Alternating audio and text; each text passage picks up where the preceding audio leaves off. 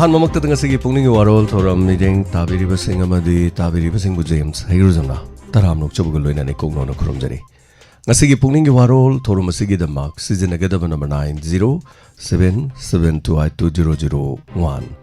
loina na video call gi damak thamjari ba number 7005707808 hari ba number sini loina na sandok chari ba thoram pungning warol channel Sigmami 90.0 MHz lanthok chariba wahong radio loinana sandok chariba thorom asigi manung da visualization on tholuga koine cable network sing amadi social media da punna platform ni pan miyam ge thogol tog jariba channel amani channel asigi chanabi matung ina pungpham basida nungti gi phongli ba pause sing headlines kar thamjaraga ado madom na puning da phawbiro pawa khalon sandok chariba thorom gi matang aduga koi puning noksing oibe ha wa pham sing da khana minaduna tana minaduna awana tatok ta sin tawmina ba thorom amani ahan madan harul gi thodang lokhachari Amit Shah amadi kuki MLA sing unakidre ngasi natraga hayeng unaraba yai haiba pawma yauri Parliament ki budget session hawdokre North East connectivity industry amadi health sector da development thabak leptana paikhatli haina president fongdokre adubu Manipuri oiba wafam di amata palamdre hai Naga People's Organization ge counter banda kotu total shutdown handokre Maharashtra ki deputy CM yauna plane kaibada miyoi manga laibakti bathodok to lekidre amadi justice mental committee gi matam July 18 fawba mukhana sangthokre loinana MU gi VC noza singbu minam duna naronda statute 19/2 semdong lom lehari loinana inquiry to godabani hana case gi makedi gi fongorokli Papers kam da chenaba sing cherak piba gi mahut PR lenga na mana pina bo honari haiba hiramasi su report ama yauri Manipur na host oiduna first North East Indigenous Game pangthok lagin haina mukona fongdorokli Sawmill Comply Factory gi sinmis sing leiba ka nipan maina tumna chakre hari Kakching District Police ki station manung chanba wabagai lamkhai da leiba MS Sawi Sawmill Comply Factory gi sinmis sing na leiba ka nipan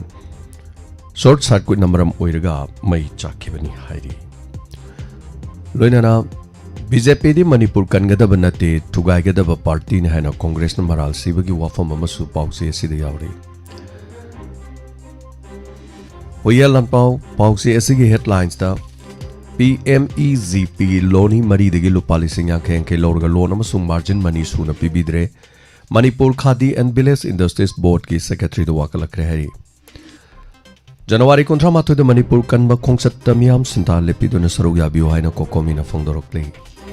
Manipur ge lan ge thodok sing thijena na basem ki bagita mental committee ge report pi khalapagi matam sangdo khankhre oil pump thingjen bagi fire phando piu haina appeal torokli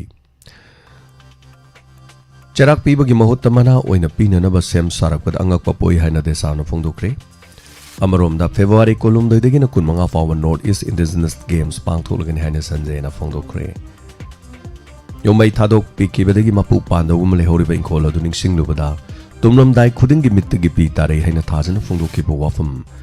amuk haktheng na bada ani shubam mangrang gi makha yauri aini hingliba fawbudi mai tai furuk ka hena masak thokne hingana bo honaramgani haina thoronga mina haiba wafam yauri loinana ponafam pauche gi headlines tagi su Lokajarabada Kotoge total shutdown handok kibadagi NPO ge counter blockade su handok rehari Churachandpur da Mahairoi singno rally chatkre popular government semdring eda kuki ge political demand warosion purungna batak silli loinana ahanba North East Indigenous Games pangthologin haiba wafam yauri Amit Shah Guwahati da thunglagani kuki MLA sing unagadra haibadi ngamdri Kokomi na Manipur kanba khongsat ke sem sab loikre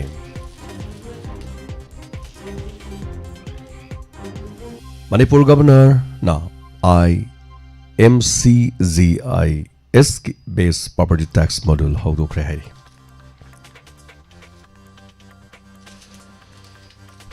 Mapan gi oiba pauda lokachariba Russia Ukraine gi landa siba sinmi masing atubada million ani yoraba yai hari Tamthiraba protest ki matungda US na Iran da attack tawrakadra haibagi akibana Middle East pik thalle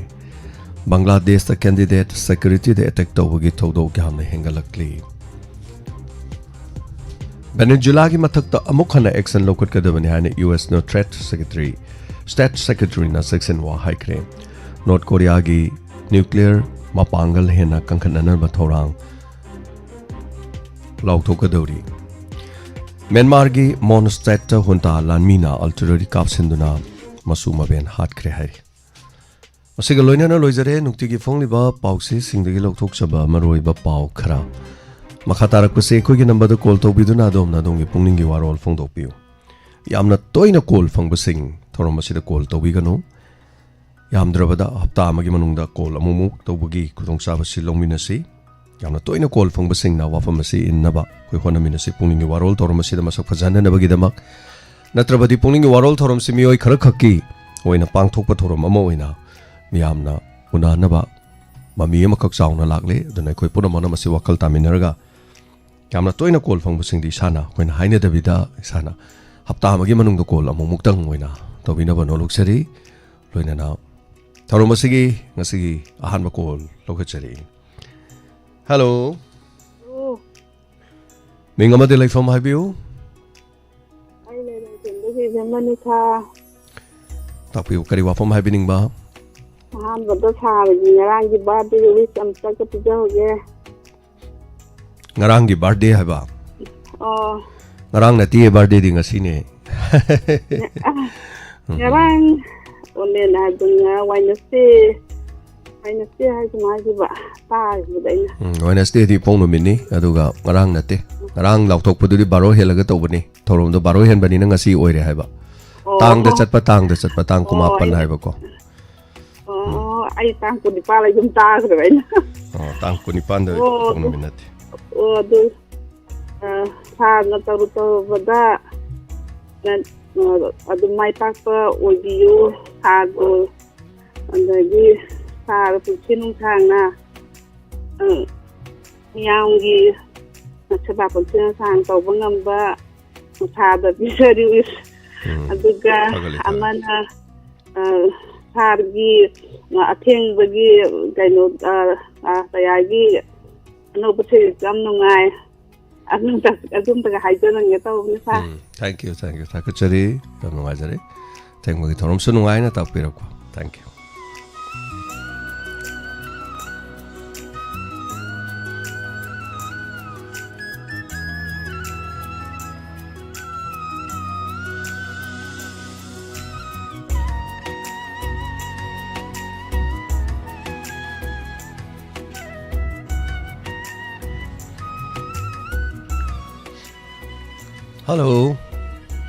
Hello.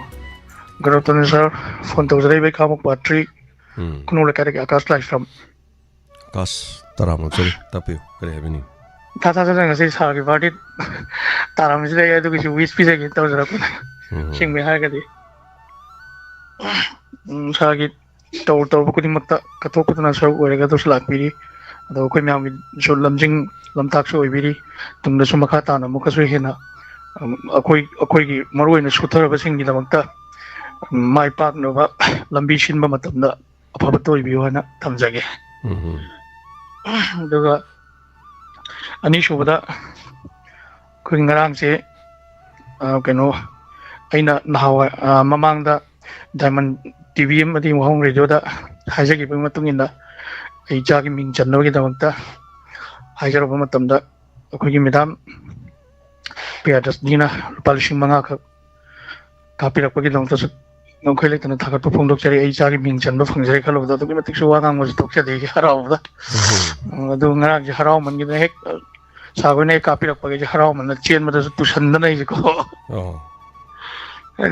Haram and Gilang to Shan the Wad, a quick chill up the for Manang Ming and Muffin, Harao chill up a wad upon Latu Shanwa. No idea, Kas. Madam की तौर तौर पर कुछ मत सो अमुके हन्ना yum बस water बस मिंदा मतीं पांग बंगम बा ओइबियो हने केंतंग नै पिजा गेन सिम से तौजा तुई दम तस तौजा पन थागा चले आकाश चैनल से याउबा चैनल से ताबीबा दुगा चैनल से इमोशन हाइ तारे याम ततन हाइजब दो ngरang nahandagi इमोशन बु लेरदि दम मे दम थोलक पनि हाइ हो ai चामिंग चनब लेत्रे मतेंग ता पांगबियो न मिने ता हाइरगा ꯑꯩ ꯄꯥꯡꯉꯒꯦꯅ ꯍꯦꯛꯇ ꯍꯧꯖꯤꯛ ꯃꯇꯝꯗ ꯃꯤ ꯊꯣꯛꯂꯛꯑꯣꯏ ꯑꯗꯨꯅ ꯊꯣꯛꯂꯛꯏꯁꯤ ꯀꯩꯒꯤꯅꯣꯅ ꯍꯥꯏ ꯀꯥꯟꯗ ꯑꯀꯥꯁꯁꯤ ꯀꯔꯤꯅꯣ ꯀꯅꯥꯅꯣꯁꯤ ꯃꯨꯟꯅ ꯈꯪꯕꯩꯅꯦꯕ ꯃꯔꯝꯗꯤ ꯑꯀꯥꯁ ꯆꯦꯅꯦꯜꯁꯤꯗ ꯀꯣꯜ ꯇꯧꯕ ꯌꯥꯎꯏ ꯊꯧꯔꯝ ꯇꯧꯕ ꯌꯥꯎꯏ ꯑꯗꯨꯒ ꯃꯃꯥꯡꯊꯛꯇꯁꯨ ꯆꯦ ꯁꯔꯣꯕꯂꯥꯅ ꯃꯇꯦꯡ ꯄꯥꯡꯈꯤꯕꯁꯨ ꯂꯩꯔꯦ ꯏꯅꯥꯎ ꯃꯃꯤꯡ ꯄꯜꯍꯟꯅꯤꯡꯗꯕ ꯑꯃꯅꯁꯨ ꯃꯇꯦꯡ ꯄꯥꯡꯈꯤꯕ ꯂꯩꯔꯦ ꯑꯗꯨꯅ ꯄꯨꯝꯅꯃꯛꯇꯨ ꯃꯇꯦꯡ ꯄꯥꯡꯕꯗꯒꯤꯅꯤ ꯃꯌꯥꯝ ꯃꯊꯪ ꯑꯗꯨꯅ ꯈ꯭ꯋꯥꯏ ꯁꯝꯖꯟꯖꯔꯀꯥꯟꯗ ꯊꯧꯔꯝ ꯌꯥꯎꯕꯒꯤꯅꯤꯅ ꯑꯗꯨꯝ ꯍꯥꯏꯖꯒꯦ ꯑꯩꯈꯣꯏ ꯊꯧꯔꯝꯁꯤ ꯌꯥꯎꯕꯅ ꯃꯔꯝ ꯑꯣꯏꯔꯀꯥꯟꯗ ꯃꯌꯥꯝꯁꯤ ꯀꯩꯅꯣ ꯇꯧꯕꯤꯔꯛꯏꯅꯦꯕ ꯈꯪꯕꯤꯔꯤꯅꯦ ꯍꯥꯏꯇꯥꯔꯦꯀꯣ ꯑꯗꯨꯅ ꯌꯥꯝ ꯅꯨꯡꯉꯥꯏꯖꯔꯦ ꯊꯥꯒꯠꯆꯔꯤ Hello. Hello, good afternoon, sir. Taram Nokchari, madam. Toina tawsale ngasi targi birthday week tawbe na ina jarapani. Hoi. Ado kung mina lakpasida na yaugna no ay paano mayang teba matatang na tawbo ngamba oibiyo haydana. Thank you. Ado ID Europang ado Chikuzani do ang haktang wagati Yorani. Hoi. Che Yorani na pauta jare. On the way later malabida. Meeting ama like badagi theng le na. Dito just ay manda call from ne wai na re. Hoi. Ado mamang sa higi birthday dadi ay do ginang ta projeli yobang me dati yobang andre maro way andre. Hoi keso kait. Lati am lang niya upay nitre. Hoi tabak matang na niya na hai tare ni madam. Thank you. Keso kait. Hoi cha. Madam gisu tabak. Amuka zuhan na tayo mapuda kurum dari sargi apa betul bio. Hoi. Sinong dana tahu tabak tamay patan mayam na tahu ripa support ada di mayang kita tahu bio mayam tu dah hena apa udah na mayang mungkin ada iram dan cigu. Theba matang kui na tong min sa. Thank you. Namaste madam. Pahay karate hairaga tension jara. Thank you. Kurumjari madam. Thank you so much. Thagachari. Namaste. Okay. Saruga birakpa sidamo. Thagachari. Matangi caller da kodong sabong pizari. Hello. Hello, ichai bungo ai mi thawung dagi dayani di. Ima Dayanidhi Taram Nokchari Taram Saruga Birakpa. Mahali sa do gari sangdi manang na thage sapodo di nungai se satla goi na mana. Tinge gari sangani anda aduga chamida se na. Hoida ma sangba kanda ko lauda adu thadokpa. Ai bude du sangye ba. Ade thanda bus da thaning dre ai mana. Hoi. Thanda la. Adu isa di thorong khiti mo se loida ta jari ko iso. Hoi. Ispa ta ai do last ki do. Athing bol ai nai guli cha bane na baro ge adwa ya tung bre ko ise. Hoi. Nongalaga dum tabi oi ma. Nongalaga di tai Mrs. Abajo pathok pe de theng na tar mi nai na. Adu olen hui so loi ni ni da ai se. Hoi. Adu bika pholo pakanda. Adu ka itana tau khudi mo se phaba to oyu ko chai bu ko. Hoi. To oyu bo adu ka na de ek ta ba so oyu na ba so thula phaba oyu. Hoi ma. Am nungajare ma busu thagachare ma su naba leibiganu anaba leibiganu ima ko thagachare ima ithanda lakpiganu ningthokong dagi lakpada haitare ithanda lakpadu sathok chasindu ima ma su sadu jam sonba oibanina haitare thagachare ma thorum suruga birak sigidam thangi kolar de kudong sabang pizari.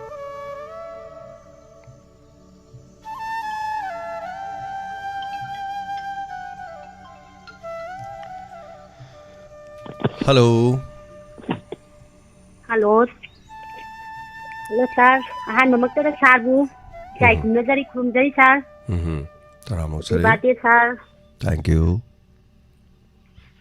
Aigidi sir. Masi je sir gi birthday gi oina.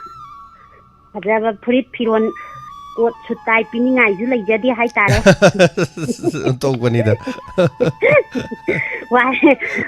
ꯅꯨꯡꯁꯤꯕ ꯊꯃꯣꯏꯗꯒꯤ ꯊꯣꯛꯂꯛꯄ ꯊꯅꯨꯡꯗꯒꯤ ꯊꯣꯛꯂꯛꯄ ꯋꯥꯍꯩ ꯈꯇꯪ ꯁꯩꯊꯥꯖꯔꯀꯥꯟꯗ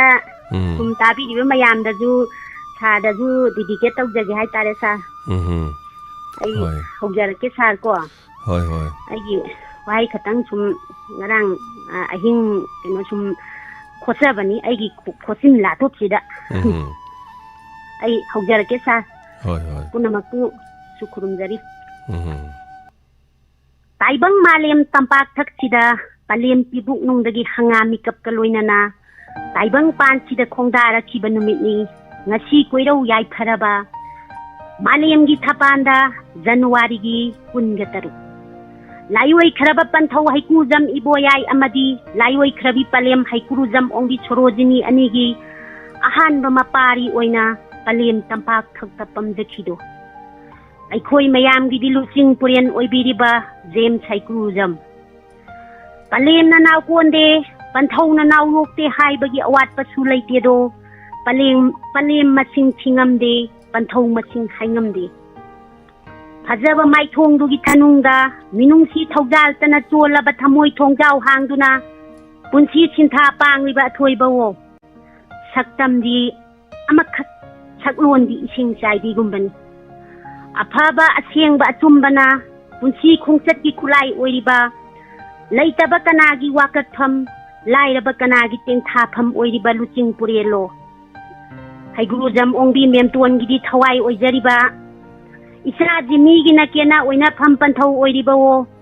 ꯉꯁꯤ ꯀꯣꯏꯔꯧ ꯏꯄꯣꯛ ꯅꯨꯃꯤꯠꯀꯤ ꯀꯨꯝꯁꯤꯡ ꯆꯩꯁꯤꯡ ꯆꯩꯆꯠ ꯊꯄꯥꯟꯅ ꯂꯥꯛꯄꯒ ꯏꯔꯣꯏꯅꯅ ꯇꯥꯏꯕꯪ ꯃꯄꯨꯅ ꯊꯥꯕꯤꯔꯤꯕ ꯆꯍꯤ ꯆꯩꯁꯤꯡ ꯃꯇꯣ ꯂꯣꯝꯗ꯭ꯔꯤꯕ ꯐꯥꯎꯕ ꯃꯥꯂꯦꯝ ꯂꯩꯃꯥꯏꯗꯒꯤ ꯀꯣꯏꯅ ꯊꯥꯡꯂꯤꯕ ꯈꯣꯡꯊꯥꯡ ꯑꯗꯣ ꯃꯨꯠꯍꯟꯕꯤꯒꯅꯨ ꯍꯥꯏꯅ ꯁꯦꯝꯕꯤꯕ ꯃꯄꯨꯗ ꯊꯧꯅꯤꯖꯔꯤ ꯄꯨꯅꯦꯝꯖꯔꯤ ꯁꯥꯔ ꯌꯦꯡꯁꯟꯖꯒꯦ ꯇꯥꯡꯗꯨ 23 ꯍꯥꯏꯒꯤꯕ꯭ꯔꯣ ꯑꯩꯖꯤꯔꯣ ꯖꯅꯋꯥꯔꯤꯒꯤ ꯇꯥꯡ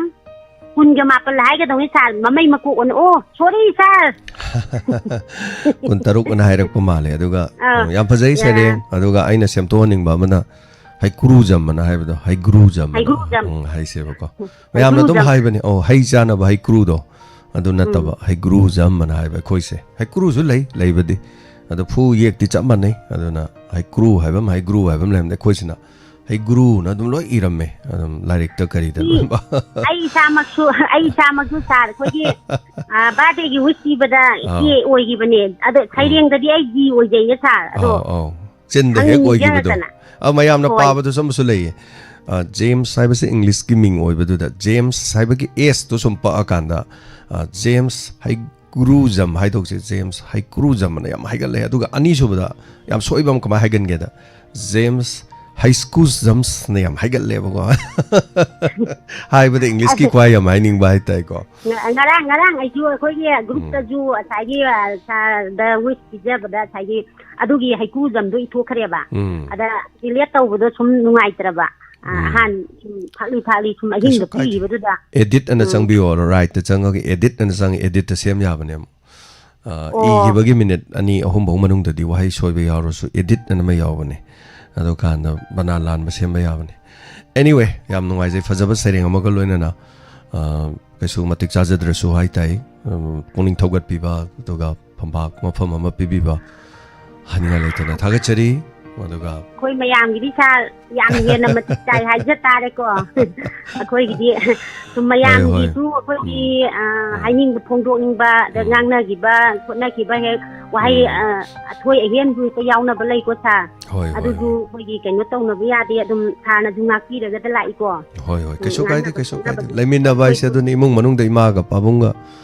ꯑꯩꯒ ꯑꯩꯈꯣꯏꯒ ꯂꯥꯎꯅꯔꯛꯏꯁꯤꯗꯤꯀꯣ ꯑꯗꯨꯝ ꯂꯥꯎꯅꯔꯛꯏ ꯄꯨꯝꯅꯃꯛ ꯍꯥꯏꯇꯥꯔꯦ ꯑꯗꯨꯒ ꯌꯥꯝ ꯐꯖꯕ ꯋꯥꯍꯩ ꯑꯃꯅ ꯀꯩ ꯍꯥꯏꯇꯥꯔꯒꯦꯗ ꯑꯩꯁꯦ ꯉꯁꯤ ꯇꯤꯜꯂꯤꯕ ꯃꯤꯔꯛꯁꯤꯗꯗꯤ ꯑꯩꯁꯦ ꯀꯔꯤꯝ ꯑꯣꯏꯔꯝꯗꯕ ꯌꯥꯏ ꯑꯗꯨꯕꯨ ꯑꯩꯁꯦ ꯑꯩꯒꯤ ꯏꯃꯨꯡꯒꯤꯗꯤ ꯅꯤꯡꯊꯧꯅꯤ ꯍꯥꯏꯗꯣ ꯑꯗꯨꯅ ꯑꯩꯒꯤ ꯐꯦꯃꯤꯂꯤꯁꯤꯒꯤ ꯂꯩꯔꯤꯁꯤꯒꯤꯗꯤ ꯍꯥꯏꯇꯥꯔꯦ ꯃꯅꯤꯄꯨꯔ ꯃꯤꯌꯥꯝꯒꯤ ꯑꯩꯅ ꯀꯔꯤꯝ ꯑꯣꯏꯗ꯭ꯔꯁꯨ ꯑꯩꯒꯤ ꯂꯩꯖꯔꯤꯕ ꯏꯆꯤꯟ ꯏꯅꯥꯎ ꯏꯆꯦ ꯏꯆꯟ ꯃꯌꯥꯝ ꯄꯨꯝꯅꯃꯛꯁꯤꯒꯤ ꯃꯔꯛꯇꯗꯤ ꯑꯩꯁꯨ ꯐꯤꯗꯥ ꯑꯃ ꯐꯪꯖꯔꯤꯕ ꯃꯤꯑꯣꯏ ꯑꯃꯅꯦꯅ ꯑꯗꯨꯃꯥꯏꯅ ꯆꯥꯎꯊꯣꯛꯆꯒꯦ ꯍꯥꯏꯇꯥꯔꯦ ꯏꯁꯥ ꯏꯊꯟꯗ ꯗꯥꯏꯃꯟ ꯇꯤꯚꯤ ꯋꯥꯍꯣꯡ ꯔꯦꯗꯤꯑꯣꯒꯤꯗꯃꯛꯇꯗꯤ ꯑꯩꯈꯣꯏꯒꯤ ꯂꯨꯆꯤꯡ ꯄꯨꯔꯦꯟ ꯑꯗꯣ ꯁꯥꯔ ꯑꯩ ꯑꯔꯣꯏꯕ ꯑꯣꯏꯅ ꯋꯥꯐꯝ ꯑꯝꯇꯪ ꯊꯝꯖꯔꯝꯒꯦ ꯑꯩꯈꯣꯏꯒꯤ ꯊꯥꯁꯦ ꯑꯩꯈꯣꯏꯒꯤ ꯆꯍꯤ ꯌꯥꯝꯖꯜꯂꯦ ꯆꯍꯤ ꯍꯥꯞꯀꯠꯂꯦ ꯍꯥꯏꯕꯒꯤ ꯑꯩꯈꯣꯏꯒꯤ ꯊꯝꯅꯥ ꯇꯦꯛꯇꯦ ꯍꯥꯏꯇꯥꯔꯦ ꯊꯝꯅꯥ ꯇꯦꯛꯇꯦ ꯃꯥꯏꯊꯣꯡ ꯈꯨꯏꯖꯟꯗꯦ ꯍꯥꯏꯇꯥꯔꯦ ꯌꯥꯝꯃꯀꯥꯟꯗ ꯍꯦꯟꯅ ꯀꯩꯅꯣ ꯇꯧꯔꯛꯑꯦꯗꯣ ꯁꯨꯝ ꯑꯉꯥꯡ ꯑꯣꯟꯊꯣꯛꯄꯒꯤ ꯑꯉꯥꯡ ꯑꯣꯟꯊꯣꯔꯛꯄꯒꯤ ꯄꯣꯠ ꯑꯃ ꯂꯩ ꯍꯥꯏꯇꯥꯔꯦ ꯁꯥꯔ ꯑꯗꯨꯒ ꯌꯥꯝ ꯅꯨꯡꯉꯥꯏꯕ ꯑꯃꯅ ꯁꯥꯔ ꯉꯁꯤ ꯁꯥꯔꯒꯤ ꯗꯦꯠ 29 ꯆꯨꯝꯃꯦ ꯁꯥꯔ ꯑꯩ ꯁꯤꯃ ꯉꯥꯛꯄꯤꯒꯅꯤꯀோ ꯑꯩ ꯀꯩꯅꯣ ꯇꯧꯔꯦ ꯑꯅꯣꯛ ꯌꯥꯎꯗ꯭ꯔꯦ ꯍꯥꯏꯇꯥꯔꯦ ꯄꯥꯕꯁꯤꯗ ꯑꯗꯒꯤꯗꯤ 29 ꯑꯁꯤ ꯑꯒꯦꯗꯒꯤ ꯍꯧꯅ ꯑꯩꯅ ꯃꯃꯥꯡꯗꯁꯨ ꯗꯦꯠ 29ꯁꯦ ꯑꯗꯨꯝ ꯀꯩꯅꯣ ꯇꯧꯔꯒ ꯂꯥꯛꯆꯔꯕꯅꯦꯕꯀꯣ ꯕꯥꯔꯗꯦꯒꯤ ꯋꯤꯁ ꯄꯤꯔꯒ ꯑꯗꯩ ꯉꯁꯤꯁꯤꯁꯨ ꯃꯇꯝ ꯀꯨꯏꯅꯒꯤ ꯃꯃꯥꯡꯗꯒꯤ ꯑꯗꯨꯝ ꯈꯜꯂꯒ ꯂꯥꯛꯑꯦ ꯍꯥꯏꯇꯥꯔꯦ ꯁꯥꯔꯒꯤ ꯑꯩꯈꯣꯏꯒꯤ ꯀꯩꯅꯣꯁꯦ ꯌꯥꯏꯐ ꯄꯥꯎꯖꯦꯜ ꯑꯩꯈꯣꯏꯒꯤ ꯏꯄꯣꯛ ꯅꯨꯃꯤꯠꯀꯤꯁꯦ ꯄꯤꯖꯒꯦꯅ ꯑꯗꯩꯗ ꯑꯩꯅ ꯍꯥꯏꯖꯅꯤꯡꯕ ꯑꯃꯈꯛ ꯂꯩꯖꯩꯌꯦ ꯉꯁꯤꯁꯦ ꯑꯩꯈꯣꯏꯒꯤ ꯇꯦꯂꯦꯟ ꯍꯟꯒꯨꯝꯕ ꯅꯠꯇ꯭ꯔꯒ ꯏꯟꯇꯔꯇꯦꯟꯃꯦꯟ ꯄ꯭ꯔꯣꯒ꯭ꯔꯥꯝ ꯅꯠꯇ꯭ꯔꯒ ꯏꯁꯩ ꯁꯛꯅ ꯁꯤꯒꯨꯝꯕ ꯑꯣꯏꯔꯁꯨ ꯁꯥꯔꯒꯤ ꯑꯩꯈꯣꯏꯒꯤ ꯏꯄꯣꯛ ꯅꯨꯃꯤꯠꯁꯤꯒ ꯃꯔꯤ ꯂꯩꯅꯅ ꯁꯥꯔ ꯉꯥꯏꯍꯥꯛꯇꯪꯒ ꯐꯝꯕꯤꯔꯗꯤ ꯃꯌꯥꯝꯒ ꯏꯟꯖꯣꯏ ꯇꯧꯃꯤꯟꯅꯕꯗꯣ ꯄꯥꯝꯖꯩ ꯍꯥꯏꯇꯥꯔꯦ ꯈꯔꯗꯤ ꯂꯨꯗꯧꯗꯤ ꯃꯥꯜꯂꯦ ꯑꯗꯨꯕꯨ ꯃꯔꯨꯞ ꯃꯄꯥꯡꯁꯤꯡ ꯍꯥꯏꯇꯥꯔꯦ ꯑꯩ ꯇꯁꯦꯡꯅ ꯍꯥꯏꯔꯗꯤ ꯑꯩꯒꯤ ꯕꯥꯔꯗꯦꯅꯦꯅ ꯑꯩ ꯀꯅꯥꯒꯨꯝꯕ ꯑꯝꯇꯗ ꯕꯥꯔꯇꯣꯟꯁꯨ ꯇꯧꯖꯗꯦ ꯕꯥꯔꯇꯣꯟꯁꯨ ꯅꯝꯖꯗꯦ ꯑꯗꯨꯒ ꯑꯩꯅꯁꯨ ꯀꯩꯃꯨꯛ ꯇꯧꯗꯦ ꯍꯥꯏꯇꯥꯔꯦ ꯃꯔꯝꯗꯤ ꯑꯩꯅ ꯀꯅꯥ ꯈꯜꯂꯒ ꯀꯅꯥ ꯇꯧꯅꯤ ꯑꯗꯨꯒ ꯀꯅꯥꯕꯨꯅ ꯇꯧꯔꯣꯏ ꯑꯗꯨ ꯈꯜꯂꯒ ꯂꯩꯕ ꯍꯥꯏꯇꯥꯔꯦ ꯑꯗꯣ ꯅꯨꯡꯁꯤꯕꯤꯕꯁꯤꯡ ꯄꯪꯂꯥꯛꯇ ꯂꯥꯛꯏ ꯃꯌꯥꯝ ꯁꯨꯝ ꯍꯥꯏꯇꯥꯔꯦꯀꯣ ꯑꯗꯨꯅ ꯍꯧꯖꯤꯛꯁꯨ ꯑꯃꯨꯛ ꯆꯦ ꯀꯨꯟꯖꯥꯅꯤ ꯑꯣꯂꯦꯝꯄꯤꯌꯟ ꯍꯥꯏꯇꯥꯔꯦ ꯄꯗꯃꯁ꯭ꯔꯤ ꯃꯥꯁꯨ ꯂꯝꯕꯤꯗ ꯂꯩꯔꯦꯅ ꯑꯗꯨꯝ ꯍꯥꯏꯔꯤꯁꯦ ꯅꯟꯗꯅꯤꯅ ꯍꯧꯖꯤꯛ ꯍꯥꯏꯕꯤꯔꯝꯕꯗꯣꯀꯣ ꯑꯗꯨꯅ ꯄꯨꯝꯅꯃꯛꯁꯦ ꯑꯗꯨꯃꯥꯏꯅ ꯇꯧꯗꯅ ꯄꯪꯂꯥꯛꯇ ꯂꯥꯛꯄꯁꯦ ꯍꯣꯔꯦꯟ ꯐꯥꯎꯕ ꯑꯗꯨꯝ ꯄꯪꯂꯥꯛꯇ ꯁꯨꯝ ꯂꯥꯛꯈ꯭ꯔꯒꯗꯤꯅ ꯁꯨꯝ ꯈꯟꯖꯕꯅꯤ ꯌꯦꯡꯖꯒꯦ ꯇꯥꯏꯃꯤꯡ ꯇꯟꯖꯥ ꯌꯦꯡꯕꯗ ꯊꯥꯒꯠꯆꯔꯤ ꯃꯗam ꯊꯧꯔꯝ ꯁꯔꯨꯛ ꯌꯥꯕꯤꯔꯛꯄ ꯌꯥꯝ ꯅꯨꯡꯉꯥꯏꯖꯔꯦ ꯁꯥꯔ ꯊꯦꯡꯛ ꯌꯨ ꯅꯨꯡꯉꯥꯏ ꯌꯥꯏꯐꯅ ꯄꯨꯟꯁꯤ ꯅꯨꯡꯁꯥꯡꯅ ꯑꯗꯨꯝ ꯑꯩꯈꯣꯏ ꯄꯨꯝꯅꯃꯛ ꯄꯨꯟꯅ ꯏꯟꯖꯣꯏ ꯇꯧꯃꯤꯟꯅꯁꯤ ꯁꯥꯔ ꯀꯣ ꯊꯥꯒꯠꯆꯔꯤ ꯃꯗam ꯆꯞ ꯃꯥꯟꯅꯩ ꯋꯥꯔꯤꯕꯅꯤ ꯑꯩꯈꯣꯏꯁꯨ ꯑꯩꯁꯨ ꯑꯅꯥꯕ ꯃꯤ ꯑꯃꯅꯤ ꯅꯥꯗꯕ ꯁꯥꯔꯒ ꯂꯩꯕꯩ ꯋꯥꯅꯤ ꯍꯥꯏꯇꯥꯔꯦ ꯌꯥꯝ ꯊꯤ ꯅꯥꯈ꯭ꯔꯖꯥꯠꯅꯤ ꯑꯗꯨꯅ ꯑꯩꯅ ꯍꯥꯏꯖꯔꯤꯗꯣ ꯊꯥ ꯑꯃꯗ ꯂꯨꯄꯥ 13,000-13,500 ꯍꯤꯗꯥꯛ ꯒꯨꯂꯤ ꯆꯥꯏꯌꯦꯅ ꯍꯥꯏꯁꯤꯅꯤ ꯇꯁꯦꯡꯅ ꯍꯥꯏꯔꯒꯗꯤꯀꯣ ꯑꯗꯣ ꯊꯥꯒꯠꯆꯔꯤ ꯃꯌꯥꯝꯅ ꯊꯧꯅꯥ ꯑꯣꯏꯖꯔꯤꯕꯅꯤ ꯑꯗꯨꯅ ꯄꯨꯝꯅꯃꯛꯁꯤꯅ ꯑꯩꯒꯤ ꯃꯔꯨꯞ ꯃꯄꯥꯡ ꯏꯃꯥ ꯏꯕꯦꯜ ꯏꯆꯦ ꯏꯆꯟ ꯂꯩꯕꯤꯔꯤ ꯃꯌꯥꯝꯁꯤꯅ ꯑꯩ ꯊꯧꯅꯥ ꯑꯣꯏꯖꯔꯤꯕꯅꯤ ꯍꯦꯟꯅ ꯑꯣꯏꯖꯕ ꯍꯥꯏꯇꯥꯔꯦ ꯉꯝꯕ ꯍꯦꯟꯅ ꯄꯥꯡꯊꯣꯛꯆꯕ ꯉꯝꯕ ꯑꯣꯏꯖꯒꯦ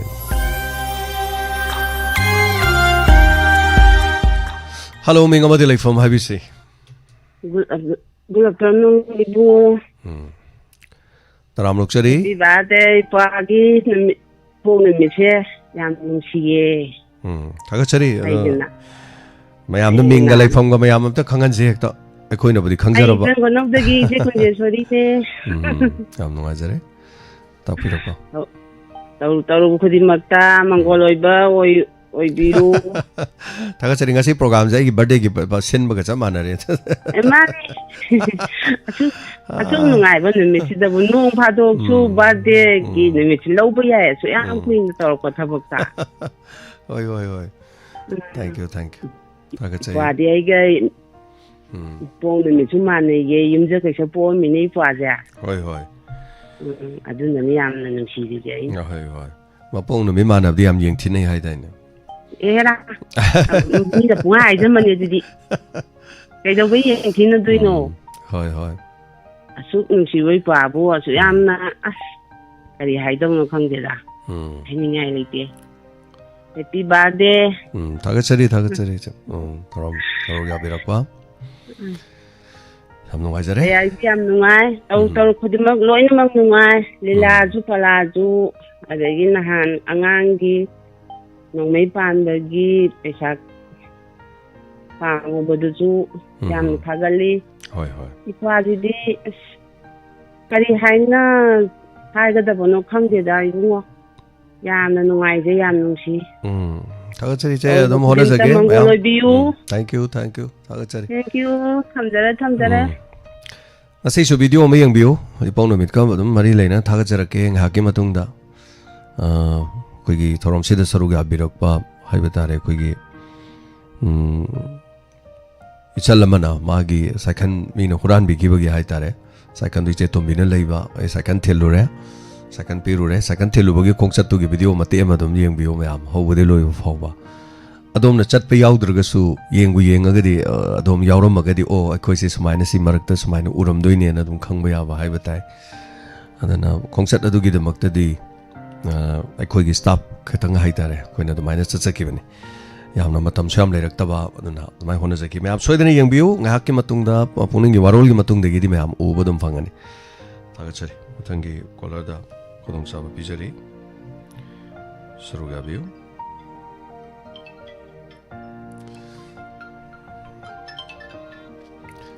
Hello, Minga Madilay from IBC. Hello. Jadi kalau saya jadi jenis macam hari pun mina lah kedai aku makan tiga kita. Itu jadi lagi kita ayam nungai. Tapi yang muda tar di pisah ngai jaga tar di kandung ni dapat cale. Ima korok podro. Ima korok podro. Oh, aduh matang jenis sayang kiri je. Ima korok matang jenis. Yang mana macam. Hai. Kita ngajar kerja kita. Thagachari. Imana korokdo madu kanada ki bedo haitare me. Madam Nandini phawda ima korokdo ki ye nai swai lawe sar haire. Hello. Good afternoon, sir. Bishnupur lekende ke bira. Abi libo mayam sikai kumna bosare sir. Thagachari ozabira. Uni oi wafam kadang Untuk saja, sargi koi losing plan, koi Diamond TV kiti koi losing plan oi bili ba, miam kiabu koi sana, koi karya aja minum sigi tauzalama koi karya aja ni, itin bili ba hai betare ko, adu ko losing plan sigi koi happy birthday ko no bini lakwas da ya ko paujen picture sana tauge kan ba kudi ba, ang tok pangabo oras no hai na sa, ahan mo kita wish pizza ke. Sar yam dong aje aduga sar kogi sargi sapom je ngasi sam ka por kano mai thong kitang hong budong to sar gi hoi oh adune sar sam ka ko je mai thong kitang hong budong to mai je kitang mai eng ta budong no su to adune sin su yeng mun wai hai tare sar hoi mai no ka tu budi mai eng ta wan kara no ai yeng mun wai kala no sar so ha ma thaga se adu sar kogi pungi waron da kogi second mangi isan hai ka da adugi ek wari tamo pu matam da koi isa da kari hai ni emotional ma ka tak lang phaw hai ba tare ko sa hoi ai dai so la jadro so s sigi skanos de ma gi dom dai second level gi bating pang ge ba se gi thamoi da tak lang na ta pa le hai ba tare ko mani mayam sum tor ko matam da hai ba di mi na wai ni da pai se ma gi tausan na na ta ba sa ko ma gi thamoi de gi aseng ba phaw ko wari ma ka gi matam da ko da thamoi da kak lang na yui hai ba tare ko sa yam ngai je aduna ahan da khoi gi se tu mi na bating pang gi ba so ai koi na di mayam sang ga pang se hai na di ai wakan su lai cha ta su ija ba ne tu se tu mi na yam pu chen sao na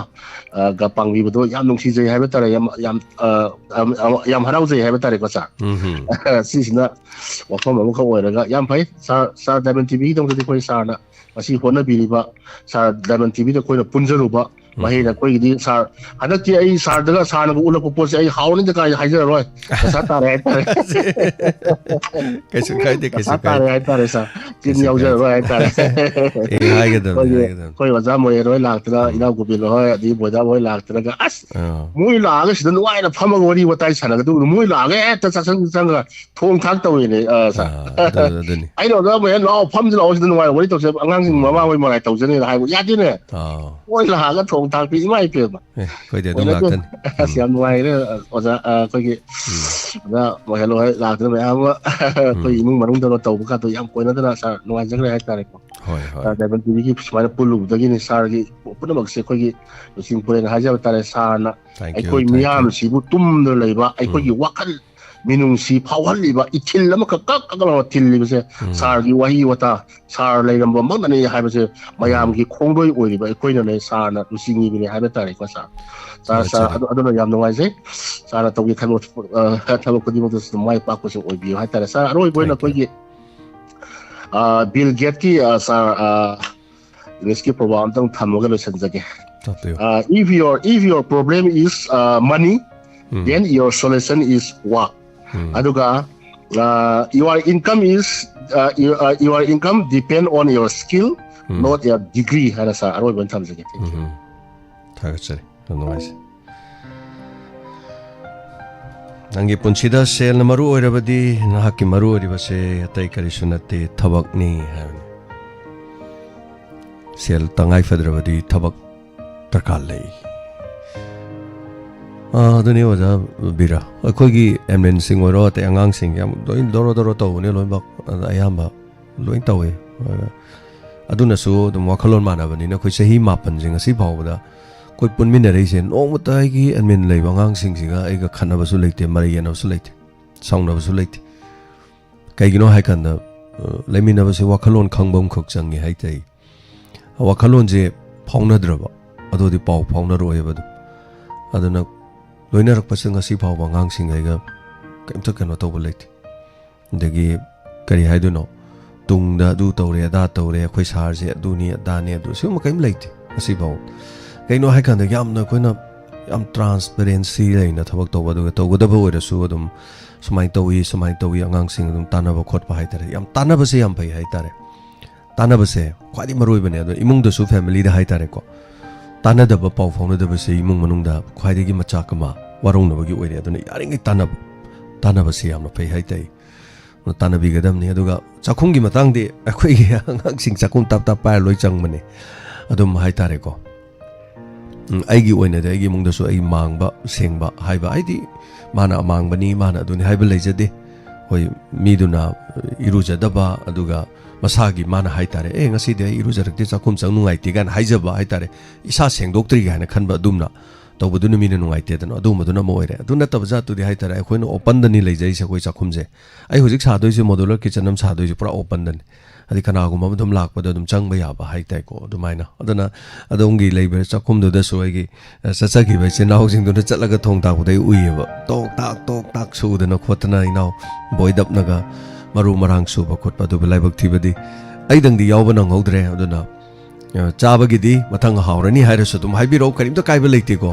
ꯑꯗ ꯑꯣꯖꯥ ꯃꯣꯍꯦꯟ ꯍꯣꯏ ꯃꯌꯥꯝꯅ ꯁꯨꯝ ꯅꯨꯡꯁꯤꯖꯅ ꯇꯧꯕꯅꯤꯗ ꯑꯗꯨꯅ ꯍꯥꯏꯔꯁꯨ ꯍꯥꯏꯔꯛꯇ꯭ꯔꯁꯨ ꯑꯣꯖꯥꯅ ꯆꯠꯊꯣꯛ ꯆꯠꯁꯤꯟ ꯅꯨꯡꯉꯥꯏꯇꯕꯅꯤ나 ꯑꯗꯨꯝ ꯑꯗꯨꯒꯨꯝꯕ ꯇꯟꯖꯥꯗꯣ ꯑꯗꯨꯝ ꯃꯇꯨꯡꯗꯁꯨ ꯑꯗꯨꯝ ꯂꯥꯛꯄ ꯌꯥꯏꯅ ꯑꯗꯨꯝ ꯍꯥꯏꯖꯒꯦ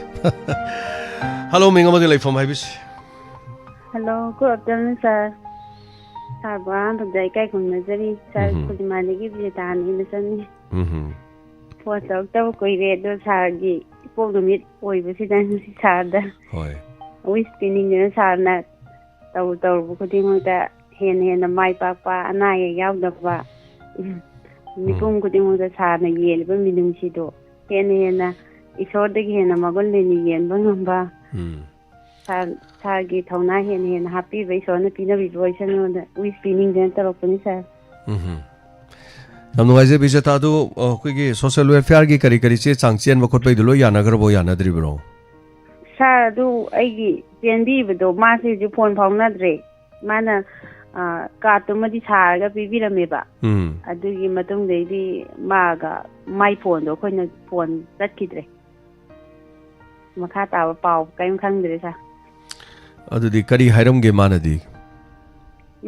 ꯌꯥꯔꯅꯤꯗꯤ ꯍꯥꯏꯔꯝꯕꯅꯤ ꯁꯥꯔ ꯑꯗꯨ ꯃꯈꯥꯗꯤ ꯄꯥꯎ ꯐꯥꯎꯅꯗ꯭ꯔꯦ ꯀꯥꯔꯠꯇꯨ ꯄꯨꯔꯒ ꯁꯣꯁꯤꯌꯦꯜ ꯋꯦꯜꯐꯤꯌꯔꯗꯒ ꯑꯝꯇꯪ ꯆꯠꯂꯒ ꯁꯤ ꯀꯔꯤ ꯋꯥꯠꯂꯤꯖꯥꯅꯣ ꯃꯁꯤ ꯑꯩꯒꯤꯁꯦ ꯆꯦꯟꯕꯤꯔꯝꯕꯗꯁꯨ ꯐꯣꯟ ꯁꯨꯃꯥꯏꯅ ꯐꯥꯎꯅꯈꯤꯗ꯭ꯔꯦ ꯀꯥꯏꯅ ꯆꯠꯂꯒ ꯑꯝꯇꯪ ꯅꯍꯥꯛꯅ ꯅꯠꯇ꯭ꯔꯕꯁꯨ ꯏꯃꯨꯡꯒꯤ ꯑꯃꯇꯪꯅ ꯆꯠꯂꯒ ꯍꯪꯕꯗꯗꯤ ꯀꯔꯤ ꯀꯥꯏ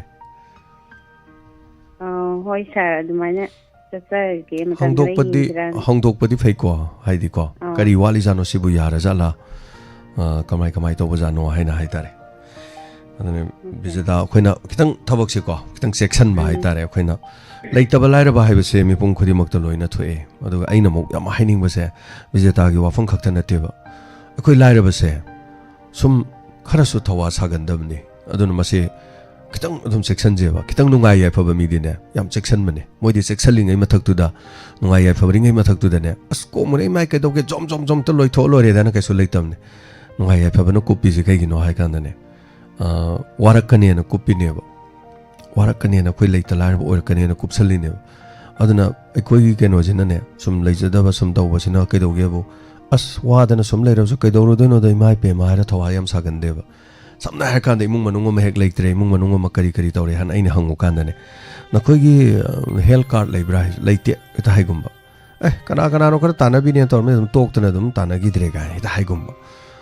no khoi gi adu gi cheng gi card leitro leite ga hai gumba ko yam to gulle adu masi ina khun mi di moi di card pai pham thok do card po paisa leim ne ba kak thal ai ne ba ko ai gi sam nuai ba pawm na ai se han adum cheng bhang ne ba dum maram di ai thabak tau de na sarkar thabak tau de adum phang nge ba adum cheng phang nge ba adu handa ki di notice am adum lakhre ba maram di ai cheng phangba yararoi na maramde ai gi income je cheng phangba yaba mi magi income oide na hayaba adu ai adu da kaisum saudi maramdi ai koi gumba amana phangdok saruk pudi phanghodaba mi made hena phanghobana phai na dumai na dum khalle adu mai tawdana masagi income leiba gari achoba leiba mi chaka mari panba mi leidi cheng no ba yade ga na niyom ga sam lei aduna ai gi di ko tobam tokpa singse ai tawgadam ne aduna ngasi hayeng tv no hekta chenjan bio takna bio adu ko lupa lising am changwa ga do tha kuding gi phangdrasu pula punjalaga tha tare ni pan gi phangak di sel do dum yam bane anyway Ranjita punsi gi tangkang ni masina ko khoi morning loksing oi mina se aduga khar section je ai tare khar section ba hello minga madi lai from ibis lamding sera pudagi saitabati maibam sa taramuk chari je taram sabri ga birok pa habi happy birthday sir thank you happy birthday Asi birthday ki pangthok bu chama na re pangthok te di kaino sa ngasi di pangthok ka bani hoi san tau khuding da mangoloi han biu sa mangoloi biu thank you ya puna baksu khurumjari adu mathak da sa na kappa khopai wari tu sungli lira kano kho yang kappi ko sa thawai yam nungai te yam kappi khoi ahal laman na ju yam hangak pa chani sa kap te yada bane mo kap tradi o mari samai to di kap pe khanga di matung da kap pa do sit kap ta na ba silak ta na ba ni atu gi kap kanu sa thamoi da dum kapu sa na phongdor pa ahal laman lai ba ya de ha ba sa hoi thaga chari adu hai ge tong thamjarage sa matam thank mathangi caller da kodong chaba pizari suru ya biu koi number hangdok chare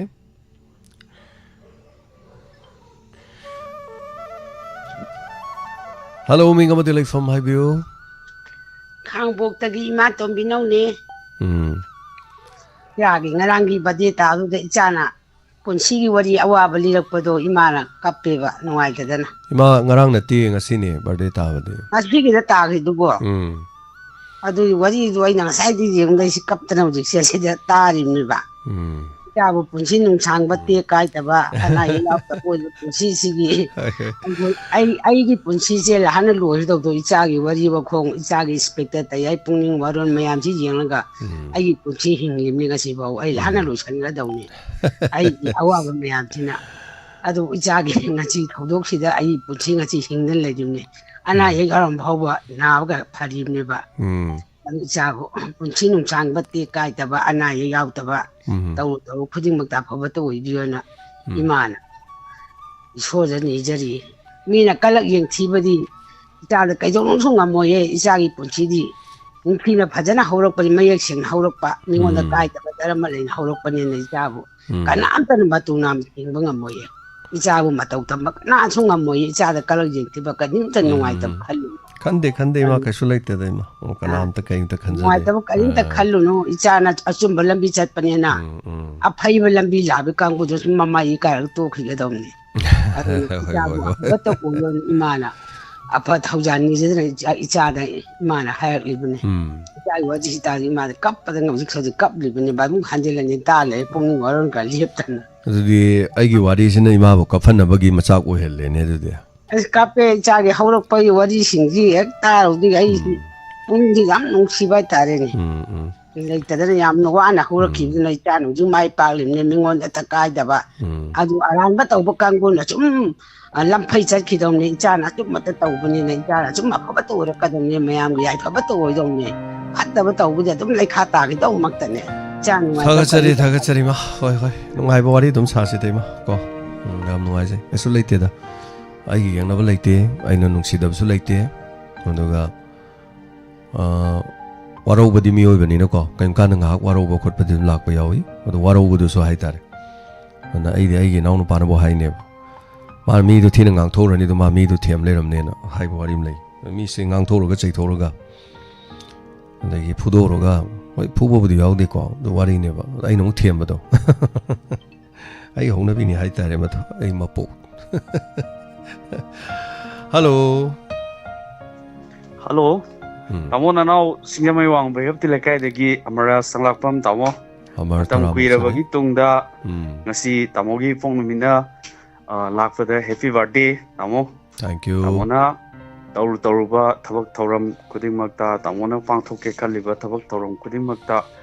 mai pakpada oibiyo tamo. Aduga nanao khoisu call di handak si kitang tawjadre program si manungi awa so mayam tare ai loi tajare aduna so hai tare ni ko mari ana ye kari adubu tamona akoi mayam gi marakta leirang leisat oina adog lap kumna leirang leisat tambiu tamo nanao khoina tamo gi yekna ba kaya la agasu nanao khoina tingkhang oina ngakthok saraga leijari tamo akoi laptop jadi habis matang lanjaraga tamo tension jagi thank you Amarjit thank you amnungai Amar poning thogat piramba hai tare amnungai je thank you so much thank you asi konjel taba phangdraba mayam konjel nam ta he tang asi de hello good afternoon sir nachen bidyani ne thowan phobin keramidagi birani ngasi birthday phongtok harau bunungai phongtok jagen tok jarakpane sir amnungai je ta bidani asikim mati yam nungai je sa kuina sangna miyangi seba kuina tobiu haina nachen na bor pijari sa anai yaudana kuina sangna laminagi je sir thank you kari mathen tawroge ngasi bo sa kobi oin jajare sir kobi hingna chairo kobi thongba kobi kangsoi kobi sak haibam di leidana kobi oin chari karma mongdro chari jibo kobi sak sa kobi sak chari de kobi oin tawre da kobi hingna dum chara bra yam nungai yam tagachari tapiu program din nungai ba sandok piro sa nan ngarang nahan sa na February thadagi program mayam ano ba sandok pira kan tabada sukimati am nungai je sa akwai ta na bangai jari hai ta sa na chen yes tarokini abo mathang ko nungai program sing tawge ai account ma jam kan semjari hai tare gpay tawribe account ji masi kitang sem ge tawni koi ge family members sing hai tare makhan gi program tawbuda nungai na ba anyway tagachari bidani thank you sir chan bidani na nongmadi koi gi ahawba mathel ma chabada mang da hai tare ne mabung gi mamang da chaba sakhom chang na huppa ma ding chaba ai ni yenga da mikop am lei bi tari ko ai na ta gi bada sakau bugi ima gi pam da chalu bani ado ima i pam chalu bada as yau gi baga ma mo hoi kari ma yam na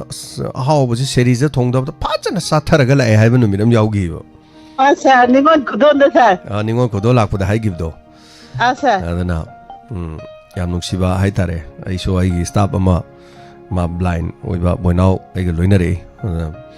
boinau na chak chamin da je khoi ma ga chak chamin da je ma insang je khoi na sak tu da heiraga khoi na tot pi hai tare doga maru marang gumba nga hai sa su maru gumba yen char su maru gumba da khoi mong da hapte matong gumba happy hai tare kai no di ma di ujadam ni na adaida mana smaina toroga chakhom de cha ba je si yeng ma ngai ba hai tare ko adu mai to da nei chal bidar ni khoi tim je tang Samina bi matam lakhini Samina gije thank you sagachari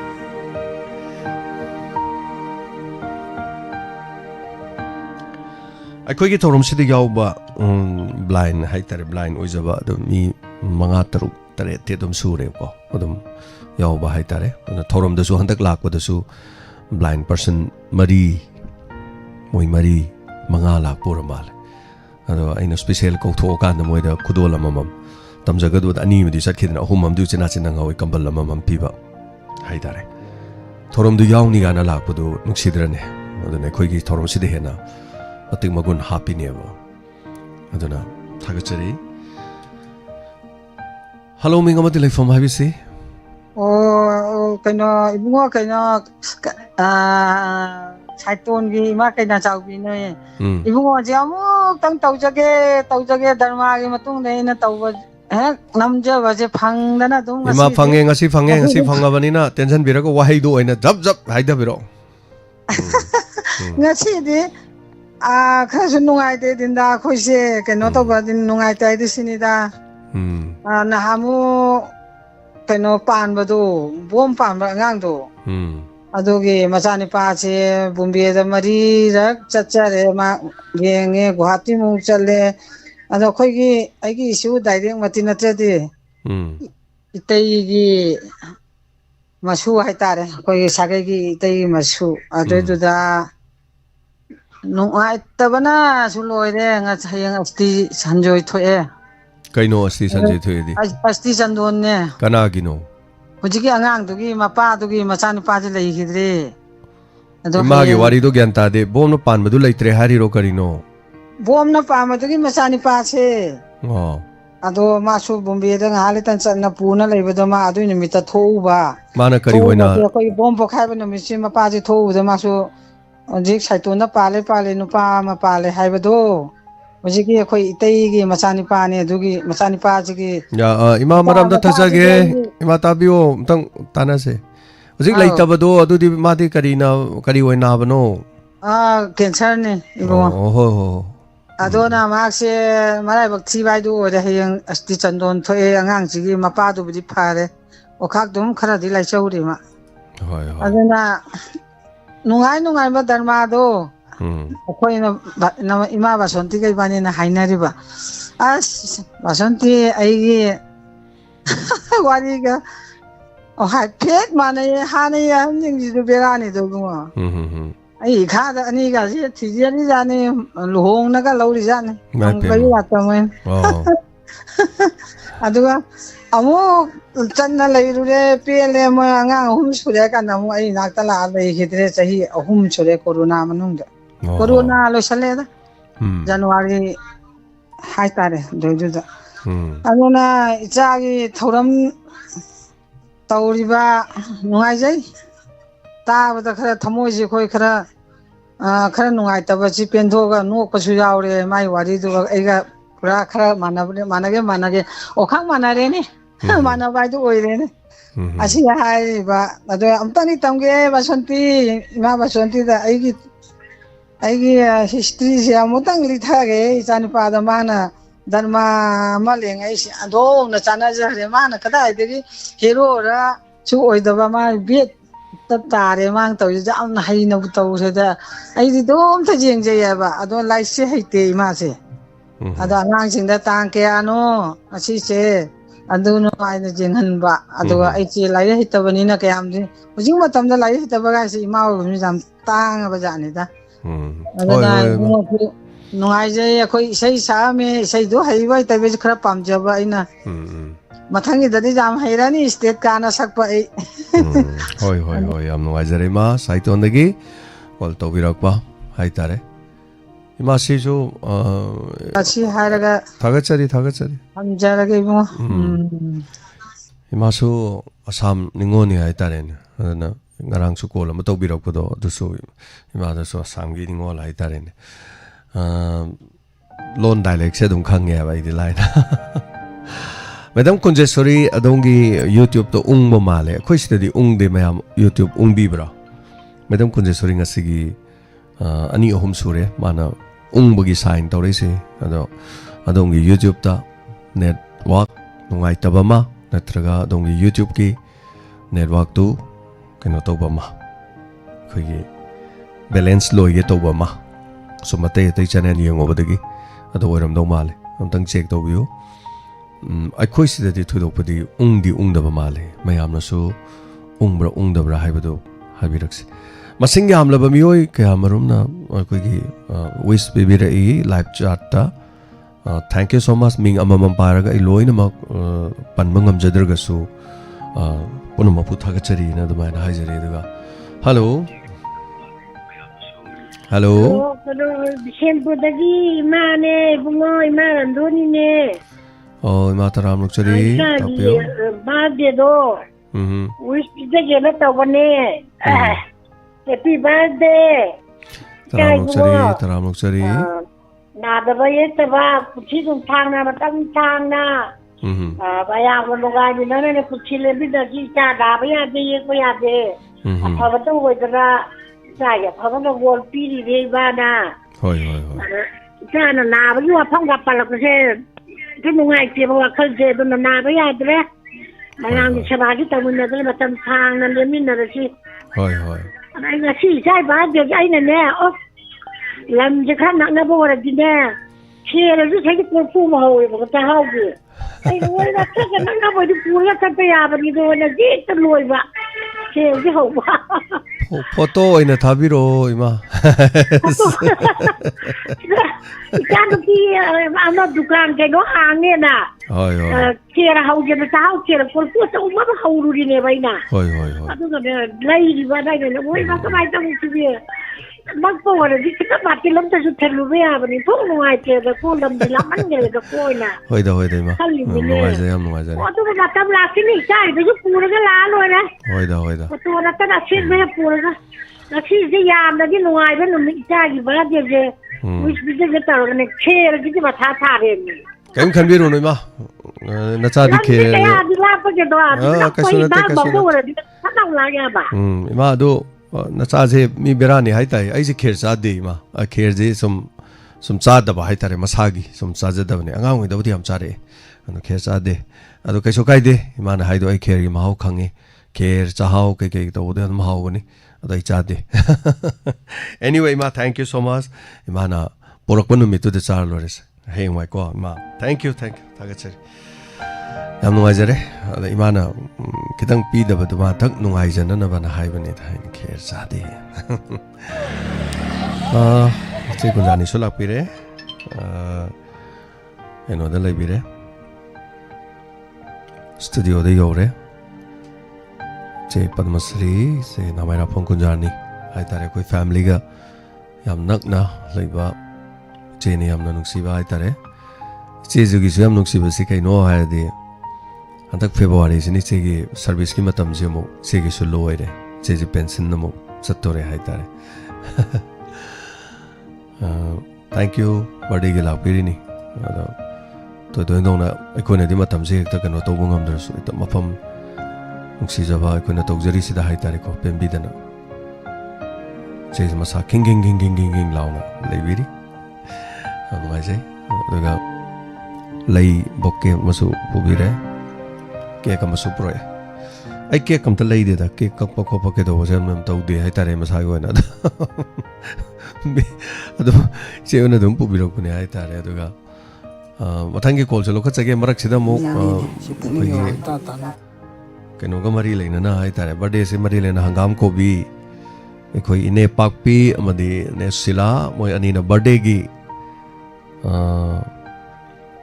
ꯈꯨꯗꯣꯜꯅꯤ ꯍꯥꯏꯗꯅ ꯀꯣꯕꯤ ꯍꯪꯒꯥꯝ ꯄꯤꯔꯛꯑꯦꯅ ꯍꯥꯏꯁꯤꯅꯤꯁꯦ ꯊꯧꯔꯝꯁꯨ ꯇꯥꯔꯤ ꯃꯥꯜꯂꯦ ꯑꯗ ꯀꯣꯕꯤ ꯍꯪꯒꯥꯝ ꯄꯤꯕꯤꯔꯛꯑꯦ thank you ꯁꯣ ꯃꯆ ꯊꯥꯒꯠꯆꯔꯤ hello hello ꯏꯌꯥꯝꯕ ꯇꯥꯖꯔꯤ ꯅꯄꯥꯎ ꯁꯦꯛꯁꯤꯌꯔ ꯀꯩ ꯈꯨꯝꯅꯖꯩ ꯄꯟꯖꯥꯕꯇꯒꯤ ꯇꯥꯕꯤꯔꯤꯕ ꯃꯌꯥꯝ ꯄꯨꯝꯅꯃꯛꯁꯨ ꯅꯣꯛꯆꯔꯤ ꯇꯔꯥꯃꯨꯛꯆꯔꯤ ꯑꯍꯥꯟꯕꯗ ꯏꯌꯥꯝꯕꯒꯤ ꯅꯨꯡꯉꯥꯏꯔꯕ ꯉꯁꯤꯒꯤ ꯄꯣꯛ ꯅꯨꯃꯤꯠꯅ ꯂꯥꯛꯄꯁꯤꯗ ꯅꯥꯎꯅ ꯌꯥꯏꯐ ꯄꯥꯎꯖꯦꯜ ꯄꯤꯖꯔꯤ ꯑꯃꯗꯤ ꯅꯥꯗ ꯌꯦꯛꯇꯕ ꯇꯨꯡꯒꯤ ꯃꯥꯡꯂꯝ ꯆꯠꯅ ꯇꯦꯟꯁꯤꯜꯂꯛꯂꯕ ꯃꯥꯡꯒꯤ ꯃꯥꯡꯂꯝ ꯆꯠꯈꯤꯕꯅ ꯁꯥꯡꯈ꯭ꯔꯕ ꯍꯥꯏꯇꯥꯔꯦ ꯅꯥꯗ ꯌꯦꯛꯇꯕ ꯑꯗꯒꯤ ꯇꯧꯔꯨꯕꯗ ꯍꯦꯟꯅ ꯃꯥꯏ ꯄꯥꯛꯄ ꯃꯄꯨ ꯃꯥꯅ ꯄꯤꯅꯕꯤꯕ ꯑꯣꯏꯁꯅꯨ ꯍꯥꯏꯕ ꯋꯥꯐꯝꯁꯤꯃ ꯑꯍꯥꯟꯕꯗ ꯊꯝꯖꯒꯦ ꯏꯌꯥꯝꯕ ꯑꯅꯤꯁꯨꯕꯗ ꯏꯌꯥꯝꯕ ꯑꯩꯈꯣꯏꯒꯤ ꯄꯨꯛꯅꯤꯡꯒꯤ ꯋꯥꯔꯣꯜꯗ ꯏꯌꯥꯝꯕꯅꯁꯨ ꯊꯝꯕꯤꯔꯤ ꯐꯣꯜ ꯇꯧꯕ ꯉꯝꯖꯗꯕ ꯇꯧꯕꯗꯤ ꯄꯥꯝꯖꯕ ꯑꯗꯨꯒ ꯉꯝꯖꯗꯕ ꯃꯤꯁꯤꯡꯁꯦ ꯆꯤꯡꯊꯣꯛꯇꯅ ꯐꯣꯟ ꯇꯧꯍꯟꯕꯒꯤ ꯃꯊꯧ ꯑꯃꯈꯛ ꯇꯥꯔꯛꯄꯒꯤ ꯃꯃꯤꯗꯨꯃ ꯇꯥꯏ ꯍꯥꯏꯇꯥꯔꯦ ꯏꯌꯥꯝꯕꯅꯕꯨꯗꯤ ꯊꯝꯕꯤꯒꯤ ꯍꯞꯇꯥ ꯑꯃꯗ ꯀꯣꯜ ꯑꯃꯨꯛꯇꯪ ꯇꯧꯕꯤꯔꯣ ꯍꯥꯏꯕꯗꯨꯃ ꯇꯧꯔꯛꯑꯒꯗꯤ ꯑꯩꯒꯤ ꯋꯥꯈꯜꯂꯣꯟꯅꯤꯀꯣ ꯃꯤ ꯌꯥꯝ ꯂꯠꯀꯅꯤꯅ ꯈꯜꯂꯦ ꯑꯩꯐꯥꯎꯗ ꯑꯗꯨꯃꯥꯏꯅ ꯍꯞꯇꯥ ꯑꯃ ꯇꯧꯔꯛꯑꯒꯗꯤ ꯍꯣꯏ ꯍꯥꯏꯅꯤꯡꯕꯗꯤ ꯃꯌꯥꯝ ꯌꯥꯝꯃꯦ ꯑꯗꯨꯐꯥꯎꯗ ꯍꯧꯖꯤꯛ ꯂꯩꯖꯔꯤ ꯑꯗꯨꯅ ꯍꯞꯇꯥ ꯑꯃꯗ ꯑꯗꯨꯝ ꯃꯌꯥꯝꯁꯤꯡꯁꯨ ꯇꯧꯍꯟꯅꯤꯡꯉꯒ ꯑꯩꯒꯤ ꯍꯞꯇꯥ ꯑꯃ ꯅꯠꯇꯕꯤꯗ ꯅꯨꯃꯤꯠ ꯍꯨꯝꯅꯤ ꯀꯥꯜꯂꯒ ꯅꯠꯇ꯭ꯔꯒ ꯅꯤꯅꯤ ꯀꯥꯜꯂꯒ ꯃꯃꯥꯡꯗ ꯑꯩꯉꯣꯟꯗ ꯈ꯭ꯋꯥꯏ ꯇꯣꯏꯅ ꯀꯣꯜ ꯇꯧꯕ ꯅꯨꯄꯥ ꯑꯃꯈꯛ ꯅꯠꯇ꯭ꯔꯒ ꯃꯤꯁꯛ ꯑꯃꯈꯛ ꯍꯥꯏꯔꯗꯤ ꯅꯅꯥꯎ ꯑꯣꯏꯔꯝꯒꯅꯤ ꯈꯜꯂꯦ ꯍꯥꯏꯇꯥꯔꯦ ꯀꯩꯁꯨ ꯀꯥꯏꯗꯦ ꯅꯤꯅꯤ ꯍꯨꯝꯅꯤ ꯑꯗꯨꯝ ꯀꯥꯜꯂ ꯑꯗꯨꯝ ꯌꯥꯏꯗ ꯏꯃꯥ ꯏꯕꯦꯜꯁꯤꯡ ꯑꯩꯈꯣꯏ ꯁꯤꯗ ꯀꯣꯜꯁꯦ ꯀꯃꯥꯏꯅ ꯂꯥꯛꯀꯦꯕꯨ ꯏꯃꯥ ꯏꯕꯦꯜꯁꯤꯡ ꯈꯔ ꯍꯥꯏꯇꯥꯔꯦ ꯉꯔꯥꯡꯁꯨ ꯑꯗꯨꯝ ꯇꯧꯕ ꯅꯍꯥꯟꯁꯨ ꯑꯗꯨꯝ ꯇꯧꯕ ꯀꯣꯜꯁꯦ ꯌꯥꯝ ꯇꯣꯏꯅ ꯇꯧꯔꯦꯕ ꯑꯗꯣ ꯌꯥꯝ ꯁꯦꯡꯅ ꯍꯥꯏꯔꯒꯗꯤ ꯑꯩꯈꯣꯏ ꯀꯣꯜꯁꯦ ꯗꯥꯏꯚꯔꯠ ꯇꯧꯕꯁꯨ ꯌꯥꯎꯔꯦꯕ ꯑꯗꯣ ꯏꯃꯥꯁꯤꯡꯁꯤꯅ ꯇꯧꯗꯣꯏꯁꯦ ꯃꯣꯏꯒꯤꯗꯤ ꯉꯔꯥꯡ ꯇꯌꯥꯏ ꯅꯨꯡꯉꯥꯏ ꯑꯗꯒꯤ ꯉꯁꯤ ꯇꯌꯥꯏꯗꯣ ꯌꯥꯝ ꯅꯨꯡꯉꯥꯏ ꯁꯤ ꯈꯛꯇꯅꯦꯕ ꯃꯣꯏꯒꯤꯁꯦ ꯑꯗꯨꯅ ꯑꯩꯈꯣꯏ ꯈꯔ ꯐꯤꯜꯇꯔ ꯈꯔ ꯇꯧꯔꯦ ꯍꯥꯏꯇꯥꯔꯦ ꯑꯗꯨꯅ ꯄꯣꯠꯁꯤ ꯀꯩꯗꯧꯔꯒꯦꯗ ꯑꯩꯈꯣꯏꯗ ꯀꯃꯦꯟꯁꯦ ꯀꯃꯥꯏꯅ ꯂꯥꯛꯑꯒꯦꯗ ꯏꯟꯕꯣꯛꯁꯇ ꯀꯣꯃꯦꯟ ꯂꯥꯛꯑꯦꯕ ꯑꯗꯨꯅ ꯏꯃꯥ ꯏꯕꯦꯟ ꯈꯔ ꯉꯔꯥꯡ ꯅꯍꯥꯟ ꯇꯧꯈꯤꯕꯗꯨꯁꯨ ꯁꯨꯝ ꯍꯟꯖꯤꯜꯂ ꯇꯧꯕꯗꯤ ꯊꯧꯔꯝꯁꯦ ꯑꯩꯈꯣꯏ ꯁꯦꯡꯅ ꯍꯥꯏꯔꯀꯥꯟꯗ ꯑꯣꯐꯤꯁ ꯆꯠꯂꯁꯨ ꯑꯣꯐꯤꯁꯇꯒꯤ ꯈꯤꯇꯪ ꯊꯩꯗꯣꯛꯑꯒ ꯊꯧꯔꯝꯁꯦ ꯑꯩꯈꯣꯏ ꯇꯥꯅꯕ ꯌꯥꯝ ꯀꯟꯅ ꯍꯣꯠꯅꯩ ꯑꯗꯣ ꯌꯥꯝ ꯇꯣꯏꯔꯒꯗꯤ ꯆꯞ ꯃꯥꯟꯅ ꯁꯨꯝ ꯂꯩꯁꯜꯂꯒꯗꯤ ꯃꯣꯏ ꯑꯃꯅꯤ ꯈꯛꯀꯤ ꯑꯣꯏꯔꯒꯗꯤ ꯄꯨꯛꯅꯤꯡ ꯋꯥꯔꯣꯟꯗꯤ ꯇꯥꯕꯗ ꯍꯟꯊꯔꯛꯑꯅꯤ ꯑꯗꯨꯅ ꯃꯁꯤ ꯅꯣꯏꯅ ꯈꯤꯇꯪ ꯑꯣꯖꯥ ꯍꯣꯏꯅ filter ꯇꯧꯕꯤꯔꯀꯥꯟꯗ Nini orasu humni dang orasu marak se kharga kan bi haibane haibane aino je hapta haibane hapta am tawre no de mi mari bo pan tawroi summe ba haido ko mane mane asar khara khara khoi gap le helaga to holaga phajana ba tawdredi tari ba mayam sidi samna hardi call tawre se ni ngasi call kya la ke la ko mi tranga fa de adu thorom si tari mi si radio da mi pura mi la mi hentai adu TV channel da mi pura mi lising ni phuyang ka hin yengi adu ga YouTube da ko na thorom si loi gra ma tung da hai tar hore nung dang buk ching khala yeng ba mi lising ahum mari yeng adana madugi poche value je handarakta na vai tar maram de khoi si thorom jene ne khoi chalai ri si thorom jene ni mateng pangi si thorom ne na khoi hingi je ya maroi ba thorom ni hai tar adana khoi mayam chang dana takthok nan tok tar phajana mo honar lore ke doroge natro yam chumi yam ba do yam chumi yam ba do imai ben na ju yam ba nung si ba heman bagi mai hen lei bagi ju yam ba ne hing ba ngam ni ne na mane mane mane kitang ga bhap ta ja san yam ba yu hai de hai mane yam ngarang je tahi ge no boy ngai hai tare koi Maharashtra gi da deputy CM oi ba ma koi manga gi aeroplane crash to gre han bane tahi ji mai te pilot ko pilot amadi PSO deputy CM ma sama ga na product lei gi de hai tare ngai te ngai ta ba thodok si han ba dum thokuna hai jeni wa pham ji si ba hai ji yam ba mai lai ba tamlam ba ma khak ne ba adu bu ai koi na si ba 마사주 시간이 강만한테 그때 아들이 같이 토하버니 행 담자닝이지 시버디 거의 기범주 톡대 하이다래 생바 사박기다만다 아두가 거의 마니푸르디 미시 티나 시바 시범 톡되는 시바 좀 야오이고 아두나 아니야 담자닝이지 마람 짜나 시버디 시버기로이다니 한주 안강주 이 사주 시버기대 하이다 아다 아이나 담자닝이지 시버디 기비가노 아두가 마람 짜나 거기 그나 또 하이다 ꯊꯣꯛꯄꯗꯁꯨ ꯅꯥꯁꯤꯡꯅ ꯆꯠꯄꯁꯤꯡ ꯃꯊꯧ ꯌꯥꯝꯅ ꯇꯥꯏ ꯅꯨꯡꯉꯥꯏꯇꯕ ꯊꯧꯗꯣꯛꯇꯨ ꯉꯔꯥꯡꯒꯤ ꯅꯨꯃꯤꯠꯇ ꯃꯣꯏꯒꯤꯗꯣ social ꯃꯦꯗꯤꯌꯥꯗ ꯑꯗꯨꯝ ꯃꯣꯏꯒꯤ ꯅꯨꯃꯤꯠ ꯇꯥꯒꯤ ꯍꯥꯏꯇꯥꯔꯦ ꯉꯍꯥꯟ ꯑꯩꯈꯣꯏꯒꯤ ꯁꯦꯜ ꯑꯅꯤꯈꯛ ꯂꯩꯈꯤꯗꯕꯗ ꯏꯌꯔ ꯏꯟꯗꯤꯌꯥꯒꯤꯗ ꯚꯥꯏꯔꯦꯜ ꯑꯣꯏꯔꯒ ꯑꯗꯨꯝ ꯇꯥꯈꯤꯕ ꯑꯗꯨꯃꯥꯏꯅ ꯅꯨꯡꯉꯥꯏꯇꯕ ꯊꯧꯗꯣꯛꯇꯣ ꯉꯔꯥꯡ ꯄꯨꯡ 9ꯒ ꯃꯤꯅꯠ ꯁꯝꯊꯤꯡꯗ ꯊꯣꯛꯈꯤꯕꯗꯣ ꯑꯩꯒꯤ ꯑꯗꯨꯃꯥꯏꯅ ꯇꯧꯋꯤ ꯑꯗꯨꯃꯒ ꯊꯝꯖꯒꯦ ꯑꯅꯤꯁꯨꯕꯗꯅ ꯑꯩꯈꯣꯏꯒꯤ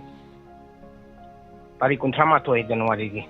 ꯑꯩꯈꯣꯏꯁꯦ ꯑꯩꯅ ꯊꯝꯖꯅꯤꯡꯉꯤ ꯑꯩꯕꯨꯗꯤ ꯃꯄꯥꯟꯗ ꯂꯩꯕꯅꯤꯅ ꯌꯥꯎꯕꯗꯤ ꯉꯝꯖꯔꯣꯏ ꯃꯁꯤꯒꯤꯗꯃꯛꯇꯗꯤ ꯅꯨꯡꯉꯥꯏꯇꯕ ꯄꯣꯛꯆꯩ ꯑꯩꯈꯣꯏꯒꯤ ꯀꯣꯀꯣꯃꯤ ꯑꯃꯗꯤ ꯃꯤꯌꯥꯝꯅ ꯁꯤꯜꯂꯒ ꯃꯅꯤꯄꯨꯔ ꯀꯟꯕ ꯑꯃꯗꯤ ꯃꯅꯤꯄꯨꯔ ꯃꯤꯌꯥꯝꯒꯤ ꯇꯨꯡꯒꯤ ꯄꯨꯟꯁꯤꯗ ꯃꯅꯤꯄꯨꯔꯁꯤꯗ ꯇꯪꯗꯨ ꯂꯩꯇꯥꯅ ꯍꯤꯡꯅꯅꯕꯒꯤꯗꯃꯛꯇ ꯔꯦꯂꯤ ꯑꯃ ꯁꯤꯜꯂꯤ ꯍꯥꯏꯇꯥꯔꯦ ꯑꯄꯨꯟꯕ ꯑꯗꯣ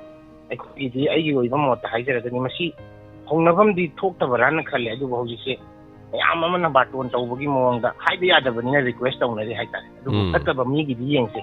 ꯍꯧꯅꯔꯨꯕ ꯂꯩꯇꯦ ꯃꯣꯏꯒꯤ ꯔꯦꯂꯤꯗꯣ ꯆꯠꯀꯅꯤꯅ ꯍꯥꯏꯔ ꯃꯇꯨꯡꯗ ꯃꯁꯥꯅ ꯃꯔꯣꯝꯗꯣꯝ ꯊꯣꯛꯂꯛꯑꯦ ꯑꯩꯈꯣꯏꯒꯤꯗꯤ ꯍꯌꯦꯡ ꯑꯩꯅ ꯑꯩꯒꯤ ꯏꯃꯨꯡꯗ ꯆꯠꯂꯣꯅ ꯍꯥꯏꯔꯒꯁꯨ ꯑꯩꯗꯤ ꯑꯗꯨ ꯉꯝꯗꯦ ꯍꯛꯆꯥꯡ ꯉꯝꯗꯦ ꯍꯥꯏꯔꯒ ꯃꯤꯗꯣ ꯄꯥꯛ ꯌꯥꯝꯒꯗꯕ ꯃꯥꯟꯗꯦ ꯍꯥꯏꯖꯅꯤꯡꯉꯤ ꯑꯗꯨꯅ ꯌꯥꯔꯤꯃꯈꯩꯗꯤ ꯑꯩꯒꯤ ꯆꯥꯎꯔꯕ ꯊꯧꯗꯥꯡꯅꯦꯅ ꯈꯜꯂꯀꯥꯟꯗ ꯍꯌꯦꯡ ꯇꯥꯔꯤꯛ 38ꯒꯤ ꯈꯣꯡꯆꯠꯁꯤꯗꯤ ꯍꯧꯅꯔꯨꯕ ꯅꯥꯏꯗꯅ ꯍꯣꯏ ꯊꯣꯛꯂꯛꯄꯕꯨꯗꯤ ꯑꯗꯨꯝ ꯊꯣꯛꯂꯛꯀꯅꯤ ꯑꯗꯨꯕꯨ ꯄꯥꯛꯇꯛꯅꯅ ꯊꯣꯛꯂꯛꯄꯗꯨ ꯊꯣꯛꯂꯛꯅꯅꯕꯒꯤꯗꯃꯛꯇ ꯇꯥꯕꯤꯔꯤꯕ ꯃꯌꯥꯝꯅꯁꯨ ꯑꯆꯤꯟꯕ ꯂꯩꯔꯒꯗꯤ ꯈꯪꯗ꯭ꯔꯦ ꯆꯤꯟꯗ꯭ꯔꯒꯗꯤ ꯑꯃꯨꯛꯇꯪ ꯋꯥꯔꯁꯨ ꯋꯥꯅ ꯁꯔꯨꯛ ꯌꯥꯃꯤꯟꯅꯁꯤ ꯀꯣꯀꯣꯃꯤꯅ ꯉꯁꯤ ꯃꯅꯤꯄꯨꯔ ꯀꯟꯕ ꯍꯥꯏꯕꯁꯦ ꯑꯁꯦꯡꯕꯗꯤ ꯃꯅꯤꯄꯨꯔꯗꯤ ꯀꯟꯕ ꯌꯥꯝ ꯂꯥꯏ ꯃꯅꯤꯄꯨꯔꯗ ꯂꯩꯔꯤꯕ ꯃꯤꯌꯥꯝ ꯃꯅꯤꯄꯨꯔꯤ ꯃꯌꯥꯝ ꯃꯩꯇꯩꯗꯒꯤ ꯆꯤꯡꯉꯒ ꯃꯅꯤꯄꯨꯔꯤ ꯃꯌꯥꯝ ꯀꯟꯕꯁꯦ ꯌꯥꯝꯅ ꯂꯨꯁꯜꯂꯛꯄꯒꯤ ꯃꯃꯤ ꯑꯃꯈꯛ ꯇꯥꯏꯕ ꯑꯩꯈꯣꯏꯒꯤ BJPꯒꯤ ꯑꯗꯨꯗ ꯑꯩꯈꯣꯏ ꯃꯦꯗꯥꯝ ꯁꯔꯗꯥ ꯗꯦꯕꯤꯅꯁꯨ ꯍꯥꯏꯕꯤꯔꯤꯀꯣ ꯃꯅꯤꯄꯨꯔ ꯀꯟꯒꯗꯕ ꯄꯥꯔꯇꯤꯗꯤ BJP ꯄꯥꯔꯇꯤ ꯈꯛꯇꯅꯤ ꯍꯥꯏꯁꯦ ꯃꯅꯤꯄꯨꯔ ꯀꯟꯕꯗꯤ ꯏꯌꯥꯝꯕ ꯃꯩꯇꯩ ꯁꯤꯈ꯭ꯔꯁꯨ ꯃꯅꯤꯄꯨꯔ ꯑꯗꯨꯝ ꯀꯟꯒꯅꯦꯕ ꯈ꯭ꯋꯥꯏ ꯂꯨꯔꯤꯗꯤ ꯃꯩꯇꯩ ꯍꯥꯏꯕꯁꯦ ꯀꯅꯥꯅ ꯀꯟꯕꯤꯗꯧꯔꯤꯒꯦ ꯅꯠꯇ꯭ꯔꯒꯅ ꯂꯩꯃꯤꯟꯅꯔꯤꯕ ꯃꯅꯤꯄꯨꯔꯤ ꯐꯨꯔꯨꯞ ꯖꯥꯇꯤ ꯃꯌꯥꯝꯁꯤꯡꯁꯦ ꯀꯅꯥꯅ ꯀꯟꯕꯤꯗꯧꯔꯤꯒꯦ ꯍꯥꯏꯕ ꯋꯥꯍꯪꯁꯤꯅꯦꯕ ꯊꯣꯛꯂꯛꯏꯁꯦ ꯑꯗꯨꯅ ꯁꯤꯒꯤꯗꯃꯛꯇ ꯁꯤꯜꯂꯛꯏꯕ ꯀꯣꯀꯣꯃꯤꯒꯤ ꯈꯣꯡꯆꯠꯁꯦ ꯁꯔꯨꯛ ꯌꯥꯃꯤꯟꯅꯁꯤ ꯍꯥꯏꯕꯁꯤ ꯑꯃꯇꯪꯒ ꯊꯝꯖꯔꯒ ꯇꯦꯟꯁꯤꯟꯅꯒ ꯊꯥꯒꯠꯆꯔꯤꯕ ꯊꯦꯡꯛ ꯌꯨ ꯁꯦꯛꯁꯄꯤꯌꯔ ꯌꯥꯝ ꯐꯖꯕ ꯋꯥꯐꯝ ꯑꯃ ꯊꯝꯕꯤꯔꯝꯃꯦ ꯑꯗꯨꯅ ꯊꯦꯡꯛ ꯌꯨ ꯊꯥꯒꯠꯆꯔꯤ ꯃꯌꯥꯝ ꯄꯨꯝꯅꯃꯛ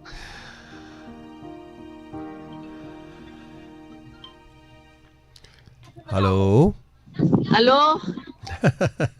Halo. Taramok sa rin, ma. Nga si di pa ata na pang di ay so tadi pangan ge mi ay wa hay ning bay ni mi kusi haka sa raga hiyeng ho ya ponte. Hoy, may pema.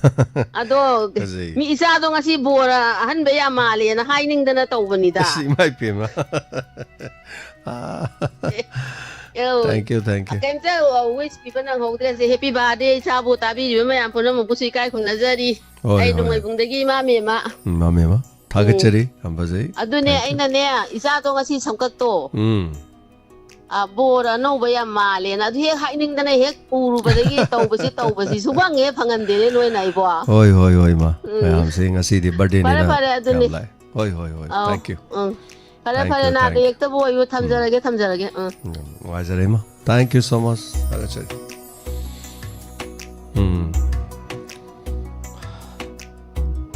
ꯑꯩꯅ ꯉꯁꯤ ꯅꯨꯃꯤꯠꯁꯤꯒꯤ ꯁꯝ ꯀꯪꯅꯕ ꯑꯩꯅ ꯅꯍꯥꯟꯒꯩ ꯊꯤꯍꯜꯂ ꯊꯝꯕꯅꯤꯗ ꯁꯨꯃꯥꯏꯅ ꯍꯥꯏꯇꯥꯔꯦꯅꯦ RK ꯁꯟꯊꯣꯏꯒꯤ ꯁꯦꯁꯗꯣ ꯅꯝꯃꯥꯏꯗꯨꯗ ꯈꯨꯄꯥꯛꯅ ꯆꯥꯅ ꯊꯥꯖꯤꯜꯂꯛꯀꯅꯤ ꯁꯦꯁꯗ ꯚꯥꯏꯔꯦꯟ ꯆꯠꯂꯤꯗꯅꯀꯣ anyway thank you ꯁꯣ ꯃꯆ ꯊꯥꯒꯠꯆꯔꯤ ꯍꯥꯟꯅ ꯁꯔꯨꯛ ꯌꯥꯕꯤꯔꯛꯄ ꯑꯗꯨꯒ ꯃꯊꯪꯒꯤ ꯀꯣꯂꯔ ꯑꯃ ꯂꯧꯈꯠꯆꯒꯦ ꯃꯤꯅꯠ ꯌꯥꯝ ꯂꯩꯇ꯭ꯔꯦ ꯃꯤꯅꯠ 3 ꯂꯩꯖꯔꯤꯀꯣ ꯍꯜꯂꯣ ꯃꯤꯡ ꯑꯃꯗꯤ ꯂꯩꯐꯝ ꯍꯥꯏꯕꯤꯌꯨ ꯌꯥꯏꯄꯣꯛꯇꯣꯞꯇꯒꯤ ꯃꯅꯤꯁꯪ ꯀꯧꯋꯦ ꯁꯥꯔ ꯁꯥꯔꯒꯤ ꯕꯥꯔꯗꯦ ꯂꯥꯛꯄꯗ ꯌꯥꯏꯐ ꯃꯪꯒꯣꯜ ꯄꯤꯖꯔꯤꯌꯦ ꯁꯥꯔ ꯑꯗꯨꯒ ꯁꯥꯔꯁꯦ ꯃꯕꯨꯡ ꯂꯩꯇꯕ ꯃꯧꯄ꯭ꯋꯥ ꯂꯩꯇꯕ ꯀꯌꯥꯒꯤ ꯃꯕꯨꯡ ꯃꯧꯄ꯭ꯋꯥ ꯑꯣꯏꯔꯤꯕꯅꯤ ꯑꯗꯨꯅ ꯆꯍꯤꯁꯤꯅ ꯂꯥꯛꯄꯗ ꯑꯅꯥ ꯑꯌꯦꯛ ꯂꯩꯇꯅ ꯄꯨꯟꯁꯤ ꯅꯨꯡꯁꯥꯡꯅ ꯁꯥꯔꯅ ꯇꯧꯔꯨꯕ ꯊꯕꯛ ꯈꯨꯗꯤꯡꯃꯛꯇ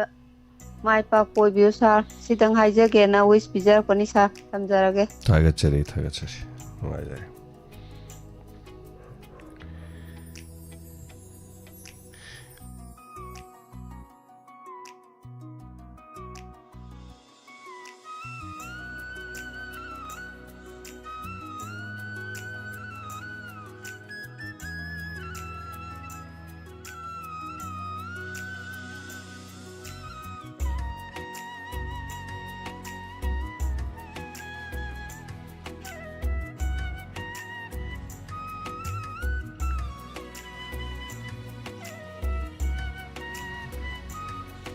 ꯍꯜꯂꯣ ꯁꯥꯔ ꯑꯩ ꯀꯛꯆꯤꯡꯗꯒꯤ ꯃꯌꯥꯡꯂꯝꯕꯝ ꯄꯨꯔꯅꯤꯃꯥ ꯁꯤꯡ ꯇꯔꯥꯃꯨꯛꯆꯔꯤ ꯉꯁꯤ ꯍꯦꯄꯤ ꯕꯥꯔꯗꯦ ꯂꯥꯛꯄꯁꯦ ꯁꯥꯔ ꯅꯅꯥꯎꯁꯨ ꯋꯤꯁ ꯃꯆꯥ ꯑꯝꯇꯪ ꯊꯝꯖꯒꯦꯗ ꯇꯧꯖꯔꯛꯄꯅꯤ ꯁꯥꯔ ꯍꯦꯄꯤ ꯕꯥꯔꯗꯦ ꯂꯥꯛꯄꯗ ꯍꯣꯏ ꯁꯥꯔꯒꯤ ꯍꯦꯄꯤ ꯕꯥꯔꯗꯦꯁꯤꯅ ꯂꯥꯛꯄꯁꯤꯗ ꯑꯅꯧꯕ ꯆꯍꯤꯁꯨ ꯂꯥꯛꯄꯒ ꯏꯔꯣꯏꯅꯅ ꯁꯥꯔꯒ ꯇꯧꯔꯨꯕ ꯊꯕꯛ ꯈꯨꯗꯤꯡꯗ ꯁꯥꯔꯒꯤ ꯄꯥꯡꯊꯣꯛꯅꯤꯡꯕ ꯊꯕꯛ ꯈꯨꯗꯤꯡꯃꯛ ꯄꯥꯡꯊꯣꯛꯄ ꯉꯝꯕ ꯑꯣꯏꯕꯤꯌꯨ ꯍꯥꯏꯕ ꯑꯁꯤ ꯅꯅꯥꯎꯒꯤ ꯃꯐꯝꯗꯒꯤ ꯋꯤꯁ ꯑꯃ ꯄꯤꯖꯔꯤ ꯁꯥꯔ ꯑꯗꯨꯒ ꯁꯥꯔꯒꯤ ꯂꯝꯖꯤꯡ ꯂꯝꯇꯥꯛꯄꯤꯔꯒ ꯃꯌꯥꯝ ꯑꯃ ꯑꯩꯈꯣই ꯅꯅꯥꯎꯁꯨ ꯌꯥꯎꯅ ꯍꯥꯏꯇꯥꯔꯦꯅꯦ ꯌꯥꯝ ꯇꯨꯡꯏꯜꯂꯒ ꯆꯠꯆꯔꯤꯕ ꯑꯩꯈꯣꯏꯁꯨ ꯁꯥꯔꯅ ꯌꯥꯏꯐꯕ ꯑꯣꯏꯕꯗꯨꯗ ꯑꯩꯈꯣꯏꯁꯨ ꯄꯨꯟꯅ ꯌꯥꯎꯃꯤꯟꯅꯔꯒ ꯂꯩꯕꯥꯛꯁꯤꯒꯤ ꯂꯝꯗꯝꯁꯤꯒꯤ ꯂꯝꯖꯤꯡ ꯂꯝꯇꯥꯛꯄꯤꯔꯤꯕ ꯁꯥꯔꯅ ꯂꯝꯖꯤꯡ ꯂꯝꯇꯥꯛꯄꯤꯔꯒ ꯃꯌꯥꯝꯁꯤꯕꯨ ꯄꯨꯕꯤꯔꯤꯕ ꯑꯁꯤꯁꯨ ꯑꯐꯕ ꯃꯥꯏꯌꯣꯟꯗ ꯄꯨꯕꯤꯔꯛꯄ ꯑꯣꯏꯕ ꯑꯣꯏꯁꯅꯨ ꯍꯥꯏꯅ ꯏꯁꯣꯔꯒꯤ ꯃꯐꯝꯗꯁꯨ ꯁꯥꯔ ꯅꯤꯖꯔꯤ ꯊꯦꯡꯛ ꯌꯨ ꯁꯥꯔ ꯑꯗꯨꯒ ꯃꯈꯥ ꯇꯥꯕꯗ ꯃꯊꯪꯒꯤ ꯀꯣꯂꯔꯗ ꯑꯃꯨꯛ ꯁꯥꯔ ꯈꯨꯗꯣꯡꯆꯥꯕꯁꯤ ꯄꯤꯖꯒꯦ ꯉꯁꯤꯗꯤ ꯕꯤꯖꯤ ꯌꯥꯝ ꯑꯣꯏꯌꯦ ꯁꯥꯔꯒꯤ ꯐꯣꯟꯒꯤ ꯅꯝꯕꯔꯁꯤ ꯀꯗꯥꯏꯗꯒꯤ ꯇꯧꯖꯕꯅꯤ ꯁꯥꯔ ꯊꯦꯡꯛ ꯌꯨ ꯊꯥꯒꯠꯆꯔꯤ ꯅꯨꯡꯉꯥꯏꯖꯔꯦ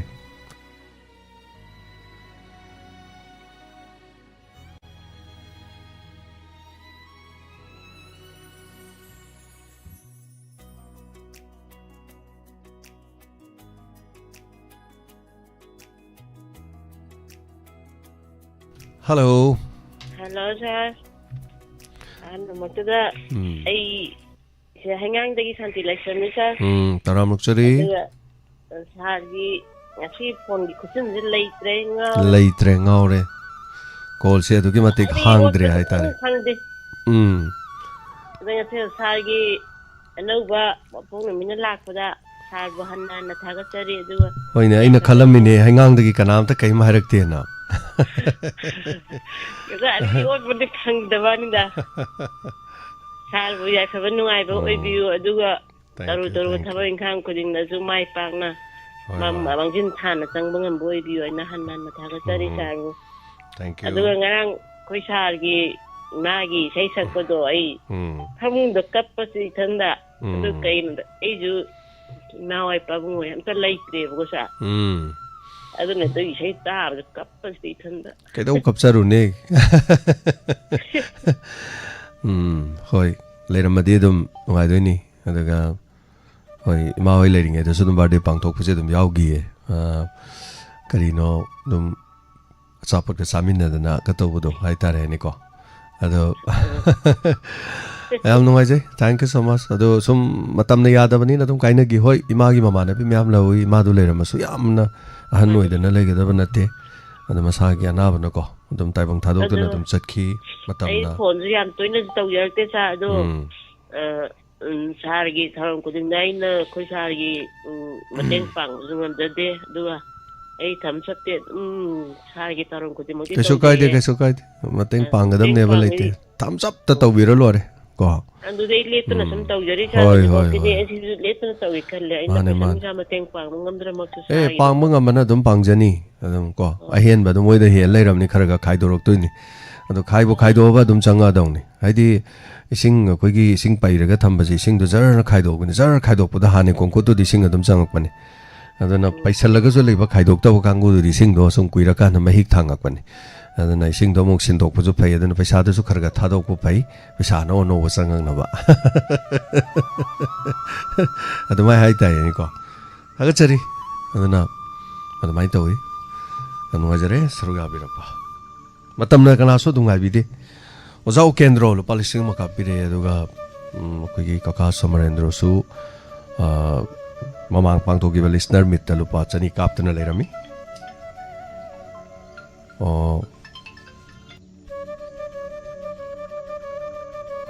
ꯂꯥꯛꯀꯗꯧꯔꯤꯕ ꯃꯗꯨ ꯇꯧꯕ ꯑꯃꯁꯨꯡ ꯇꯧꯗꯕꯒꯤ ꯃꯇꯥꯡꯗꯨꯃ ꯑꯩꯈꯣꯏ ꯀꯣꯟꯅ ꯈꯪꯍꯟꯖꯔꯛꯀꯦ ꯃꯄꯥꯟꯗ ꯇꯧꯕ ꯌꯥꯏ ꯃꯅꯨꯡꯗ ꯇꯧꯕ ꯌꯥꯏ ꯍꯥꯏꯕꯗꯒꯤ ꯍꯥꯏꯇꯥꯔꯦ ꯀꯔꯤ ꯀꯔꯤ ꯇꯧꯖꯔꯛꯀꯦ ꯊꯥꯒꯠꯆꯔꯤ ꯊꯦꯡꯛ ꯌꯨ ꯁꯣ ꯃꯆ ꯃꯦꯝꯆꯥ ꯁꯒꯣꯜꯁꯦꯜ ꯂꯤꯁꯅꯔꯁ ꯃꯤꯠꯀꯤ ꯂꯨꯄꯥ 200 ꯑꯃꯁꯨ ꯍꯥꯏꯇꯥꯔꯦꯅꯦ ꯑꯁ ꯑꯦꯀꯥꯎꯟꯁꯦ ꯑꯅꯧꯕꯅꯤ ꯍꯥꯏꯇꯥꯔꯦꯅꯦ ꯍꯥꯡꯉꯤꯁꯦ ꯂꯤꯁꯅꯔ ꯃꯤꯠꯀꯤꯅꯦꯅ ꯍꯥꯏꯇꯥꯔꯦ ꯂꯤꯁꯅꯔ ꯃꯤꯠꯁꯦ ꯑꯩꯈꯣꯏ ꯁꯨꯃꯥꯏꯅ ꯗꯨꯝꯗꯥꯡ ꯇꯧꯗꯅ ꯃꯄꯥꯟꯗ ꯄꯨꯊꯣꯛꯇꯅ ꯂꯥꯡꯕ ꯈꯣꯠꯄꯗꯤ ꯌꯥꯗꯕ ꯑꯗꯨꯒ ꯑꯩꯈꯣꯏ ꯀꯔꯤ ꯍꯥꯏꯇꯥꯔꯦ ꯃꯅꯨꯡꯗ ꯑꯗꯨꯝ ꯇꯧꯕꯗꯤ ꯑꯗꯨꯝ ꯌꯥꯕꯅꯤ ꯀꯔꯤ ꯂꯩꯒꯦ ꯍꯥꯏꯕꯗꯨꯗꯤ ꯑꯗꯨꯝ ꯁꯣꯏꯗꯅ ꯑꯗꯨꯝ ꯈꯪꯍꯟꯖꯔꯛꯀꯦ ꯑꯗꯨꯒ ꯉꯁꯤꯒꯤ ꯊꯧꯔꯝꯁꯤꯒꯤ ꯂꯥꯁ ꯀꯣꯜ ꯑꯃꯇꯪ ꯂꯧꯈꯠꯆꯒꯦ ꯑꯔꯣꯏꯕ ꯀꯣꯜ ꯍꯜꯂꯣ ꯇꯔꯥꯝꯂꯛꯆꯔꯤ ꯑꯩ ꯉꯔꯥꯡꯕꯝꯗꯒꯤ ꯏꯔꯣꯝꯕꯣꯏ ꯑꯣꯖꯥ ꯇꯔꯥꯝꯂꯛꯆꯔꯤ ꯑꯣꯖꯥ ꯏꯔꯣꯝꯕꯣꯏ ꯇꯥꯛꯄꯤꯌꯨ ꯀꯔꯤ ꯍꯥꯏꯕꯤꯅꯤ ꯑꯍꯥꯟꯕꯃꯛꯇꯗ ꯑꯣꯖꯥꯒꯤ ꯋꯤꯁ ꯄꯤꯖꯔꯤ ꯍꯦꯄꯤ ꯕꯥꯔꯊꯗꯦ ꯇꯨ ꯌꯨ ꯊꯥꯒꯠꯆꯔꯤ ꯊꯦꯡꯛ ꯌꯨ ꯁꯣ ꯃꯆ ꯑꯣꯖꯥ ꯕꯣꯏ ꯊꯦꯡꯛ ꯌꯨ ꯑꯣꯖꯥ ꯋꯥꯐꯝ ꯑꯃꯇꯪꯗꯤ ꯉꯁꯤꯗꯤ ꯅꯤꯡꯁꯤꯡꯖꯒꯦ ꯀꯩꯅꯣꯅꯤ ꯑꯩꯈꯣꯏꯒꯤ ꯔꯁꯟ ꯀꯥꯔꯠꯇꯤ ꯄꯥꯏꯔꯒ ꯆꯍꯤ ꯑꯃ ꯐꯥꯖꯤꯜꯂꯛꯑꯦ ꯔꯁꯟ ꯀꯥꯔꯠ ꯄꯥꯏꯖꯔꯤꯁꯤ ꯑꯗꯨꯒ ꯑꯩꯈꯣꯏꯅ ꯍꯪꯉꯨꯕ ꯃꯇꯝꯗꯁꯨ ꯆꯦꯡꯁꯦ ꯂꯥꯛꯏ ꯑꯣꯔ ꯂꯥꯛꯇꯦ ꯃꯣꯏ ꯑꯥꯗꯒꯤ ꯑꯗꯨ ꯇꯧꯏꯒ ꯑꯗꯥ ꯇꯧꯏꯒ ꯑꯗꯨ ꯇꯧꯏꯒ ꯑꯗꯥ ꯇꯧꯏꯒ ꯄꯨꯡꯍꯥꯏꯗ ꯍꯥꯏꯕꯤꯔꯦ ꯗꯤꯁꯦꯕꯜ ꯄꯥꯔꯁꯟ ꯑꯩꯈꯣꯏꯗꯗꯤ ꯌꯥꯝꯅ ꯅꯨꯡꯉꯥꯏꯖꯗꯕ ꯍꯥꯏꯇꯥꯔꯦ ꯑꯗꯨꯒ ꯑꯩꯈꯣꯏꯒ ꯀꯩꯅꯣ ꯇꯧꯃꯤꯟꯅꯕ ꯑꯩꯈꯣꯏꯒ ꯁꯥꯃꯤꯟꯅꯕ ꯃꯤꯗꯤ ꯐꯪꯉꯦ ꯍꯥꯏ ꯐꯪꯗꯦ ꯍꯥꯏ ꯃꯣꯏꯅ ꯑꯃꯨꯛ ꯇꯧ ꯂꯩꯔꯦ ꯑꯗꯨ ꯃꯁꯤꯕꯨ ꯀꯃꯥꯏꯅ ꯇꯧꯔꯤꯖꯥꯠꯅꯣ ꯈꯪꯗ꯭रे ꯃꯁꯤ ꯃꯔꯤ ꯂꯩꯅꯕ ꯃꯤꯅ ꯇꯥꯕꯤꯔꯒꯗꯤ ꯑꯃꯨꯛꯇꯪ ꯌꯦꯡꯁꯤꯟꯕꯤꯔꯒ ꯋꯥꯔꯤꯅꯤ ꯑꯩꯈꯣꯏ ꯗꯤꯁꯦꯕꯜ ꯀꯥꯡꯕꯨ ꯑꯩꯈꯣꯏ ꯅꯥꯝꯃ ꯁꯣꯏꯅꯥꯏꯖꯕ ꯀꯥꯡꯕꯨꯗꯤ ꯀꯔꯤꯝꯇ ꯁꯨꯕ ꯈꯣꯠꯄ ꯉꯝꯖꯕꯁꯨ ꯅꯠꯇꯦ ꯑꯃ ꯀꯔꯤꯝ ꯀꯩꯅꯣ ꯇꯧꯖꯕꯁꯨ ꯅꯠꯇꯦ ꯑꯗꯨꯒꯨꯝꯕꯗꯒꯤ ꯈꯔ ꯇꯦꯛꯂꯤ ꯂꯥꯛꯄꯤꯔꯒ ꯃꯣꯏꯅ ꯌꯦꯟꯕꯤꯔꯒ ꯑꯗꯨꯃꯥꯏꯅ ꯈꯤꯇꯪ ꯀꯩꯅꯣ ꯃꯇꯦꯡ ꯄꯥꯡꯕꯤꯔꯗꯤ ꯁꯤꯅ ꯃꯇꯦꯡ ꯑꯣꯏꯔꯗꯤ ꯑꯩꯈꯣꯏꯁꯨ ꯈꯤꯇꯪ ꯅꯨꯡꯉꯥꯏꯖꯗꯧꯅꯤ ꯑꯣꯖꯥ ꯑꯗꯨ ꯍꯪꯉꯨꯕ ꯃꯇꯝꯗꯅ ꯑꯗꯨꯅ ꯑꯗꯨ ꯊꯠꯆꯜꯂꯦ ꯑꯗꯥꯅ ꯑꯗꯥ ꯄꯥꯏꯁꯜꯂꯦ ꯑꯗꯨꯅ ꯑꯗꯨ ꯇꯧꯋꯦꯅ ꯑꯗꯨꯝ ꯄꯪꯍꯥꯏꯗ ꯍꯥꯏꯔꯒ ꯂꯩꯔꯕ ꯃꯁꯤ ꯌꯥꯝ ꯅꯨꯡꯉꯥꯏꯖꯗꯕ ꯃꯁꯤ ꯃꯔꯤ ꯂꯩꯅꯕ ꯏꯆꯤꯜ ꯏꯅꯥꯎ ꯑꯩꯈꯣꯏꯒꯤ ꯑꯣꯊꯣꯔꯤꯇꯤꯁꯤꯡꯅ ꯇꯥꯕꯤꯔꯒꯗꯤ ꯍꯥꯏꯔꯤꯕ ꯊꯕꯛꯁꯤꯡꯁꯦ ꯑꯝꯇꯪ ꯁꯦꯡꯗꯣꯛꯄꯤꯔꯒ ꯑꯩꯈꯣꯏꯅ ꯆꯥꯛꯊꯨꯡ ꯐꯪꯗ꯭ꯔꯤꯕꯁꯤ ꯑꯝꯇꯪ ꯐꯪꯍꯟꯕꯤꯔꯗꯤ ꯌꯥꯝꯅ ꯅꯨꯡꯉꯥꯏꯖꯒꯅꯤ ꯍꯥꯏꯖꯕ ꯇꯥꯔꯦꯅꯦ ꯑꯣꯖꯥ ꯀꯣ ꯃꯁꯤ ꯑꯗꯨꯒ ꯃꯁꯤ ꯀꯔꯤꯅꯣ ꯀꯃꯥꯏꯅ ꯇꯧꯕꯖꯥꯠꯅꯣ ꯍꯥꯏꯕꯁꯨ ꯑꯩꯈꯣꯏꯅ ꯑꯃꯗ ꯆꯠꯂꯒ ꯑꯗꯒꯤꯁꯨ ꯑꯃꯨꯛ ꯑꯩꯈꯣꯏꯅꯁꯨ ꯑꯃꯨꯛ ꯆꯠꯊꯣꯛ ꯆꯠꯁꯤꯟ ꯉꯝꯕ ꯄꯨꯔꯥ ꯀꯩꯅꯣ ꯇꯧꯕꯁꯨ ꯅꯠꯇꯕꯅꯤꯅ ꯌꯥꯝꯅ ꯑꯩꯈꯣꯏꯗꯗꯤ ꯅꯨꯡꯉꯥꯏꯖꯗꯕ ꯀꯔꯤꯒꯨꯝꯕ ꯑꯃ ꯑꯗꯨꯝ ꯏꯄꯟ ꯄꯟꯕꯗꯧꯅ ꯑꯗꯨꯝ ꯂꯩꯔꯕ ꯑꯗꯨꯅ ꯌꯥꯔꯒꯗꯤ ꯃꯔꯤ ꯂꯩꯅꯕꯁꯤꯡꯅ ꯑꯃꯨꯛꯇꯪ ꯌꯦꯡꯁꯤꯟꯕꯤꯔꯒ ꯃꯁꯤ ꯑꯃꯨꯛꯇꯪ ꯐꯪꯅꯕ ꯑꯃꯨꯛꯇꯪ ꯍꯣꯠꯅꯕꯤꯔꯗꯤ ꯌꯥꯝ ꯍꯔꯥꯎꯖꯅꯤ ꯑꯩꯅ ꯍꯥꯏꯖꯔꯛꯄ ꯁꯥꯔ ꯊꯥꯒꯠꯆꯔꯤ ꯑꯣꯖꯥ ꯕꯣꯏ ꯃꯇꯝꯁꯨ ꯂꯣꯏꯔꯦ ꯊꯥꯒꯠꯆꯔꯤ ꯊꯧꯔꯝ ꯁꯔꯨꯛ ꯌꯥꯕꯤꯔꯛꯄꯀꯣ ꯃꯗꯨ ꯇꯥꯕꯤꯒꯗꯧ ꯃꯥꯟꯗꯦ ꯎꯕꯤꯒꯗꯧ ꯃꯥꯟꯗꯦ ꯈꯪꯕꯤꯗꯧ ꯃꯥꯟꯗे ꯍꯥꯏꯇꯥꯔꯦ ꯌꯥꯝ ꯂꯨꯔꯦ ꯍꯧꯖꯤꯛ ꯂꯩꯉꯥꯛꯁꯨ ꯑꯗꯨꯝ ꯄꯤ ꯑꯥꯔ ꯂꯩꯉꯥꯛꯅꯤꯀꯣ ꯂꯩꯔꯤꯁꯦ ꯑꯗꯨꯕꯨ ꯌꯦꯡꯁꯤꯟꯕꯤꯕ ꯀꯅꯥꯅ ꯌꯦꯡꯁꯤꯟꯕꯤꯗꯣꯔꯤ ꯃꯁꯤꯗꯤ ꯄꯨꯂꯞ ꯍꯥꯏꯇꯥꯔꯦ ꯃꯗꯨꯗ ꯃꯔꯤ ꯂꯩꯅꯕ ꯂꯩꯀꯥꯏ ꯂꯝꯗꯨꯒꯤ ꯃꯤꯁꯦ ꯃꯌꯥꯝ ꯄꯨꯟꯁꯤꯜꯂꯒ ꯀꯔꯤꯅꯣ ꯃꯔꯤ ꯂꯩꯅꯕ ꯗꯤꯁꯤꯒꯨꯝꯕ ꯑꯗꯨꯒ ꯃꯔꯤ ꯂꯩꯅꯕꯁꯤꯡꯗ ꯍꯥꯏꯕꯤꯔꯒꯗꯤ ꯍꯦꯟꯅ ꯑꯗꯨꯝ ꯅꯨꯡꯉꯥꯏꯗꯣꯔꯤꯅꯦ ꯍꯥꯏꯖꯔꯤꯕ ꯑꯗꯨꯅ ꯀꯣꯜ ꯌꯥꯝ ꯂꯥꯛꯏ ꯑꯩ ꯀꯣꯜ ꯄꯥꯏꯈꯠꯆꯗ꯭ꯔꯦ ꯋꯥꯔꯧꯕꯤꯔꯣꯏ ꯃꯇꯝꯁꯤ ꯂꯣꯏꯔꯕꯅꯤꯅ ꯍꯥꯏꯇꯥꯔꯦ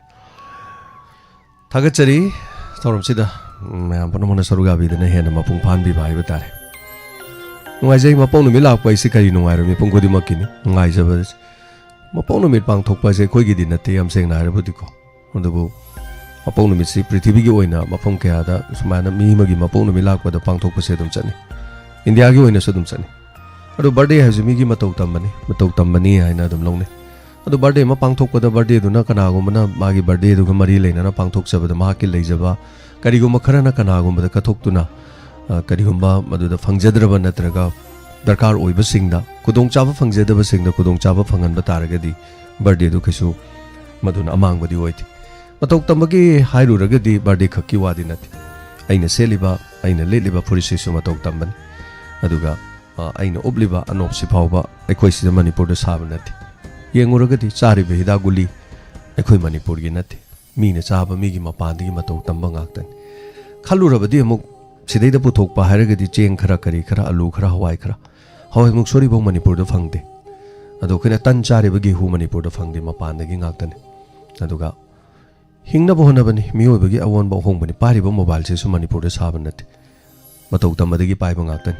थिरुरबदी मतौक तंबगी तमनबा येंगुरदी थिंगदना थिंगदी थिंगजेन थिंगदी याम सेंगना हाइदि सनगारी बोमीगी पाइपुना सिजनरम मतमदुदा हाइताई अदुदो इन लाक्ताम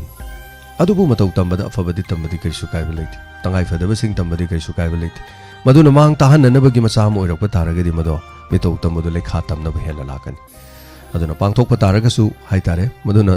अरैबा सिंगना पांगथोगी हेना सादिंग तौदुना दुमदाम तौदुना हेना महान ताहनबगी महत्ता लैजदबा सिंगदा नत्रगा कनागुमा दरकार ओइबा सिंगदा कथोकपा कैसु काइबा लैति यस वी सम पीबा कैसु काइबा लैति असुमना लाखि नुमित असिगी हाइबा ताइ वाक्सिंगी 13 पानबा अदुगा युमसकेसन नुमित यामना लाइरबा इमुंग अमदा हाइबा तारे इमा पाबुंग हाइतारे हैगुरुजम इबो याई मयामना तयाई कौबा अदुगा इमा सापम अदुगा हैगुरुजम ओंबी सरोजिनी हाइतारे लमदम सिदा पोक्सखी इमुंग अमदा कोहल लायन ओइना अदा ngang ओरिंगदी से नुमाय पामजरकपा अदगी होनजरकपा आर्टिस्ट ओइबा पामकपा अइना पामबदुम अदुम काबु काबु अदुम थुंखी अदा इमुंग मनुंगदा अइगी ओइबा हाइबा तारे निंगबा थुंगबा सेटपा चाबा अदुगा इहे तमदगी हौरगा फंगक्तबसिंग अदो अदुम इमुंगी अवाबनी खल अदुम खांगदुना लाई अदुबु पामजबा सिनफमदगी हाइतारे होनजरकपना ngasi टेक टेक टेक होनजबना मियामगी थौगल तौजरी लोइना समजनजरकांदा आर्टिस्ट अमा ओइबा पामजबा ऑल इंडिया रेडियो के सैसकपा ओइरकपा दूरदर्शन की ओइरकपा सुमांग लीला की ओइरकपा स्टेट कला एकेडमी की मना फंगजरकपा अदुगा तोंगा तोंगान मख्यासिंग लैग्रे हाइतारे नापीगनी असे कोल अतोपसिंग तौबिरकपसिंग कोल मतम लोइसिनजरे अदुना थागचरी नुमेरसिदा बर्थडे की विश पिबिरकपसिंग अदुगा थोदोप करीमता फंक्शन सिनजबा खोप करीमता लेजदे अदुबु युम सिदे हेक लाकपिबा मरम पाम पुनमग अदुगा चलसे मयाम लाकपुदे थोंग अदुम लाउना हांगदोक्तुना थम्मी ngasi pong baro ताद्रि भौदे दम हांगतो लेने लाकपु खुदिमुक फमिनरगा नोमिनरगा दम फमिनदना कोइ वारि उतै सानबगी तजादु थम्मगा दम लैजै हाइतारे अतोप करीमता सिनबा लैते कनागुमना बाटोन तौरगा दम दांगदा चाबी थकबि तौदना अदुगुमा करीमता सिनबा लैते बाटोन सेमता नमजदे करीमता तौजदे पुनमपु थागचरी अफबा याफबा पुनोइमिनरसी पुनमंगना याफमंगोन पिबिरकपदो पुनम लौसनजरे इरे पाकिरम दमसिगी दमक अफबा क्यामरुम तौबो ngamba ओइजगे अदुगे हेन्ना चौखटपा वाहोंग रेडियो डायमंड टीवी मसे खक्ता नतना तोंगा तोंना चैनल कया मयामगी दमतसु तौबो ngamba ओइजगे मंग हाइबदुदि मंगबदा दमक कैसु काइबा लैते वाहे सिगे लोइना ngasi दमतदि मतंग असिदा पुंगनिंगी वारोल थौरम लुसिनजबगी याबा दु मयाम पुनमक्तगी लौजरी हनना थागचरी लोइना याम पुनमपु अमुकाना जेम्स हैगुरजमना थौरम लुसिनबा याबगी रोबेदु लौजरी ngasi ओइना पुनमपु खुरुमजरी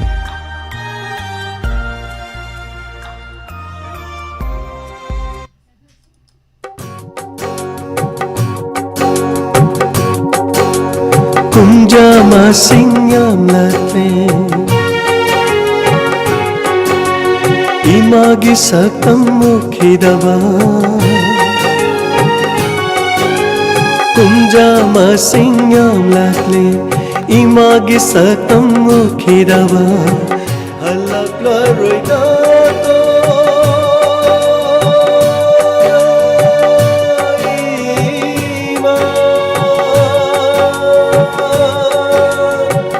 handak mapo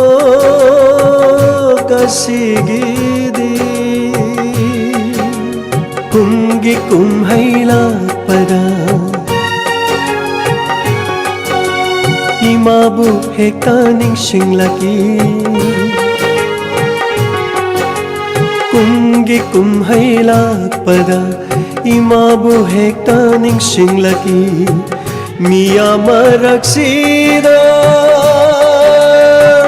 yauri boy khalaki uba phanglaro manglanda natana uba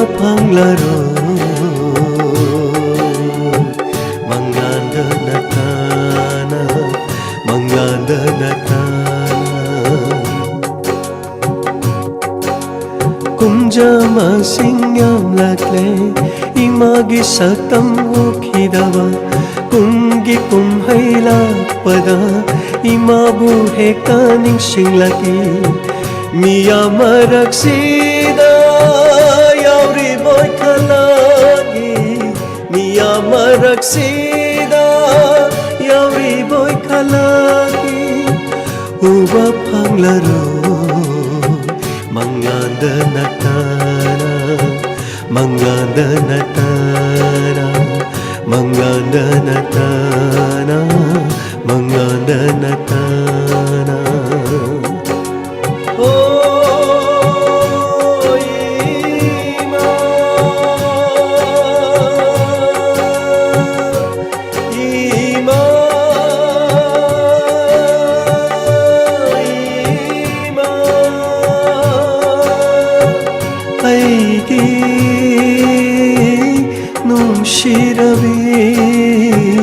Aigi nushirabi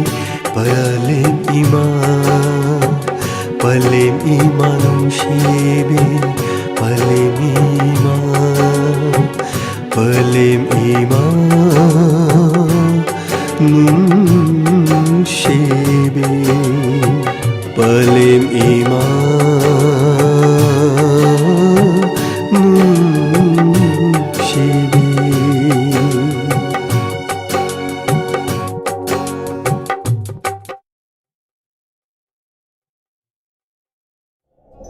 Amuktang mahau tangduna yengbiu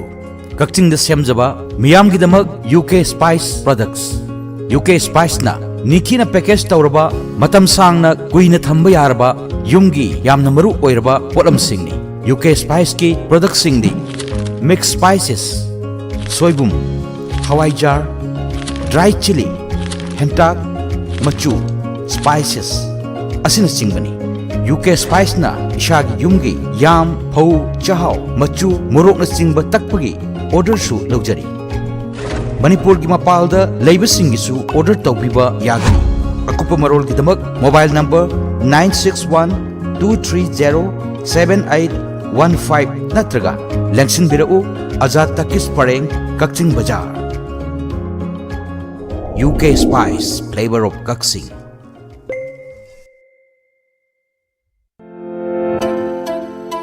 Ruda Academy Thobal Thobal Wangmataba opposite Thobal College Manipur Ruda Academy Thobal gi chaliba sahi English singeni kuntaruk amadi kuntaret ki oina play group taki class 9 phawagi admission form thaba haujari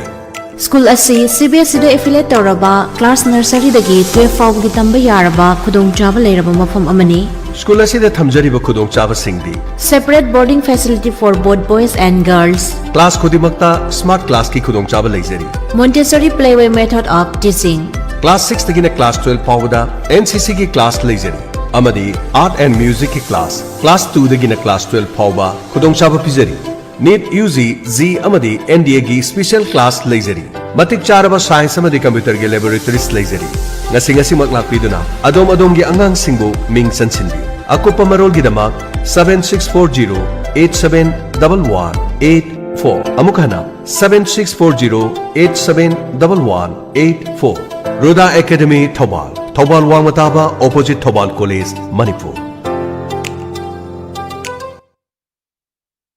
Nung tumhale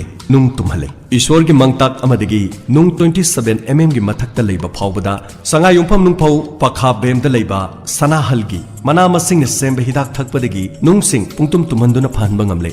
masinga kidney ising kom da leiba nung sing tumhanduna mai pak na laying bangamle nung leiba singna amuktang sangyeng tokthokpiu akopa marol gi dama call tobiro 9366752158 amukahana 9366752158 layeng zariba sanahal sanga yumpham nungpho pakham men sanahal gi nungi hidak se thalubadagi fakiba miyo singdi TS Konjeswar Khongjong M Santi Thobal Hauka Anju Pale MD Serkhan Lilo KH Sauba Hairo Amusana Thobal Priya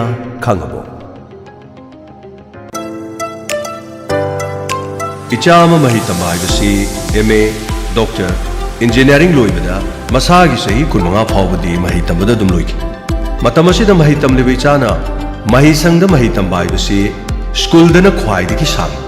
समना हायरबदा छात्र अदुना class 12 लोइबदा स्कूलदा मही तंबगी मतमसी सही 13 बोली अदुगा college अमदी university दा मही तंबदना सुमनतगी सही मंगा खतनी समना हायरबदा स्कूलदना मही तंबगी सही असी सांग हेल मरम असिनी चाबु मही तंबदा अफब स्कूल अमा खनबा हाइबसे ममा मपागी ख्वाइदगी मरुइबनी मसिगिदमक्ता इचागी मिंग चन्नबगिदमक्ता अफबा मतिक चाब स्कूल सोइदना खनबिगदबनी अमरोमदा ममा मपा अखोइना इंग्लिश ngangrabadi लारिक हैतबो ओइना खलिबसी अरानबो ओइगन मरमदी स्कूल अयाम मही तमलिबा मीडियम असी इंग्लिश मीडियम तमलिबा लारिक सिंग असी इंग्लिश मीडियम दन तमलिबा लारिक सिंग असी मणिपुरी अमदी हिंदी नतना इंग्लिश ता तंबा इबा ngaktani एग्जाम मतमदा हंगलिबा क्वेश्चन सिंग इंग्लिश ता ngaktani इसा सिंग पाखुम पीबसु इंग्लिश ता ngaktani मसिदा इबा पाबा इंग्लिश लैंग्वेज खंगलबन मसिदगी हेना मरुवरिबदी क्लासरूम दा तमलिबा लारिक खुदिंग दा यावरिबा परासिंगदा ज्ञान लौसिंग हाइबदी मोरल लेसन आइडिया कॉन्सेप्ट परा खुदिमकी पीरिबन परादु दा यावरिबा ज्ञान लौसिंग मोरल लेसन आइडिया कॉन्सेप्ट पुमनमक्से मुन्ना खंगहौरबतदा अइगी इचाना अचौबमी लीडर अमा सोइदन ओइरकदबन Slopeland Public School, Khongjau. CBSE affiliated boarding school. Academic session 26-27 gi admission housere. Mobile number 9615965922. Loinena 96155201009.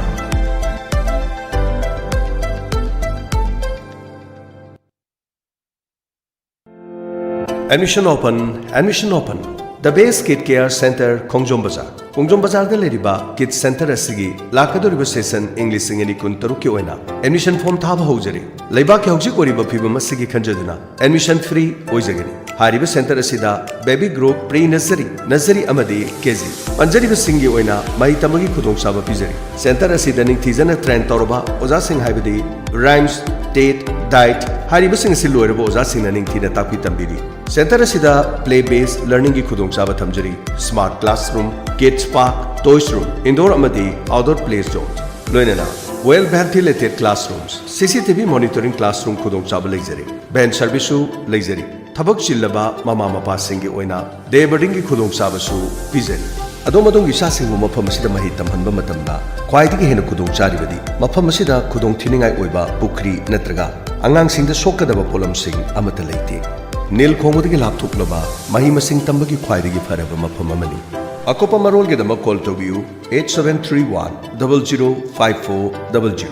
लोइनना 8119074431 लेंसिन बिरो the base kids care centre Khongjom बाजार Yaning Coaching Center YCC Thobal Hauka Asem Lampa Mafam asida Sainik Nabodia RMD Amadi Atopa class 6 tagina 9 fawagi competitive exams singidama mausangna coaching ki khudongchaba pijari Yaning Coaching Center ge achievement singdi first position in class 9 state topper first topper in state girls category first topper in OBC category first topper in defense category loinana Shatra chamagi mathakta Sainik Amadi Nabodia puthokraba coaching center amani mafam asida takwi tambiri basingasi matam amagi JNB Thobal gi student ngakten akang naba sit masing first phase ki oina masing nifu loinana second phase ki oina masing nifu oijagani english singani kungataru kuntaret session asigi dama form thaba houseni eligibility na class 3 pass amadi masigi matha screening test first phase ki oina langliba december ki tang 13 english singani kungamanga second phase na january ki tang kungamanga english singani kungataru mafamna thobal haukhada leijariba mafam asida pangthukjagani pass tawgi changna 87% loinana session na january ki last week tagi haujargani Kemta Ladiva Satra Singidama, Akanava, Kudong Saba, Pizari. Coaching Center Asigi Kudong Saba Singdi, Smart Class, Nupima Saba Dinupam Sa Singi Tongan Hostel, Matamatamgi Oina, Mama Mapa Singda, WhatsApp ki Kutanga feedback piba, chapter wise ki test amadi, regular mock test, Asonba Satra Singi, Akanava Classu Thamjari. Akupa Marol Gidama, call Towi, 7005-001427, Loinana, 60095-07913, Amadi, 70051. 07563 Akopa Marol Gidama Yaning.in Ari Basna Susang Bibiyagani matam kuina nungsang haibadi piles laina asina aduna khudong chadaba kaya mayok naduna leraklaba amadi atopa layeng kaya chathaba matamda phabangamdraba natraga laina asi yengthokpagi khudong chadaba mayok naduna leraba singna madugidamukta wabirurugan sahi taragi matakta experience leraba laina asi yengbuda miyo cha kaya phanba ngamkraba mayang Imphal Bengal dagi Kabirani Phundraimyum Zubeda loinana machanupa Safik Anwar anina punna nupa amadi nupi singi tonga tongana layemgi khudong chaba pizari Kabirani Phundraimyum Zubeda gi hidak ase amuktang thakpada nungsang haibadi piles pungpha phanba ngamle laina asina naduna khudong chadaba kayamarum adom mayok nabirabadi ngasi ngasima mayang Imphal Bengal da leriba Phundraimyum Zubeda amadi Safik Anwar ga unabi akupa marol gi dama call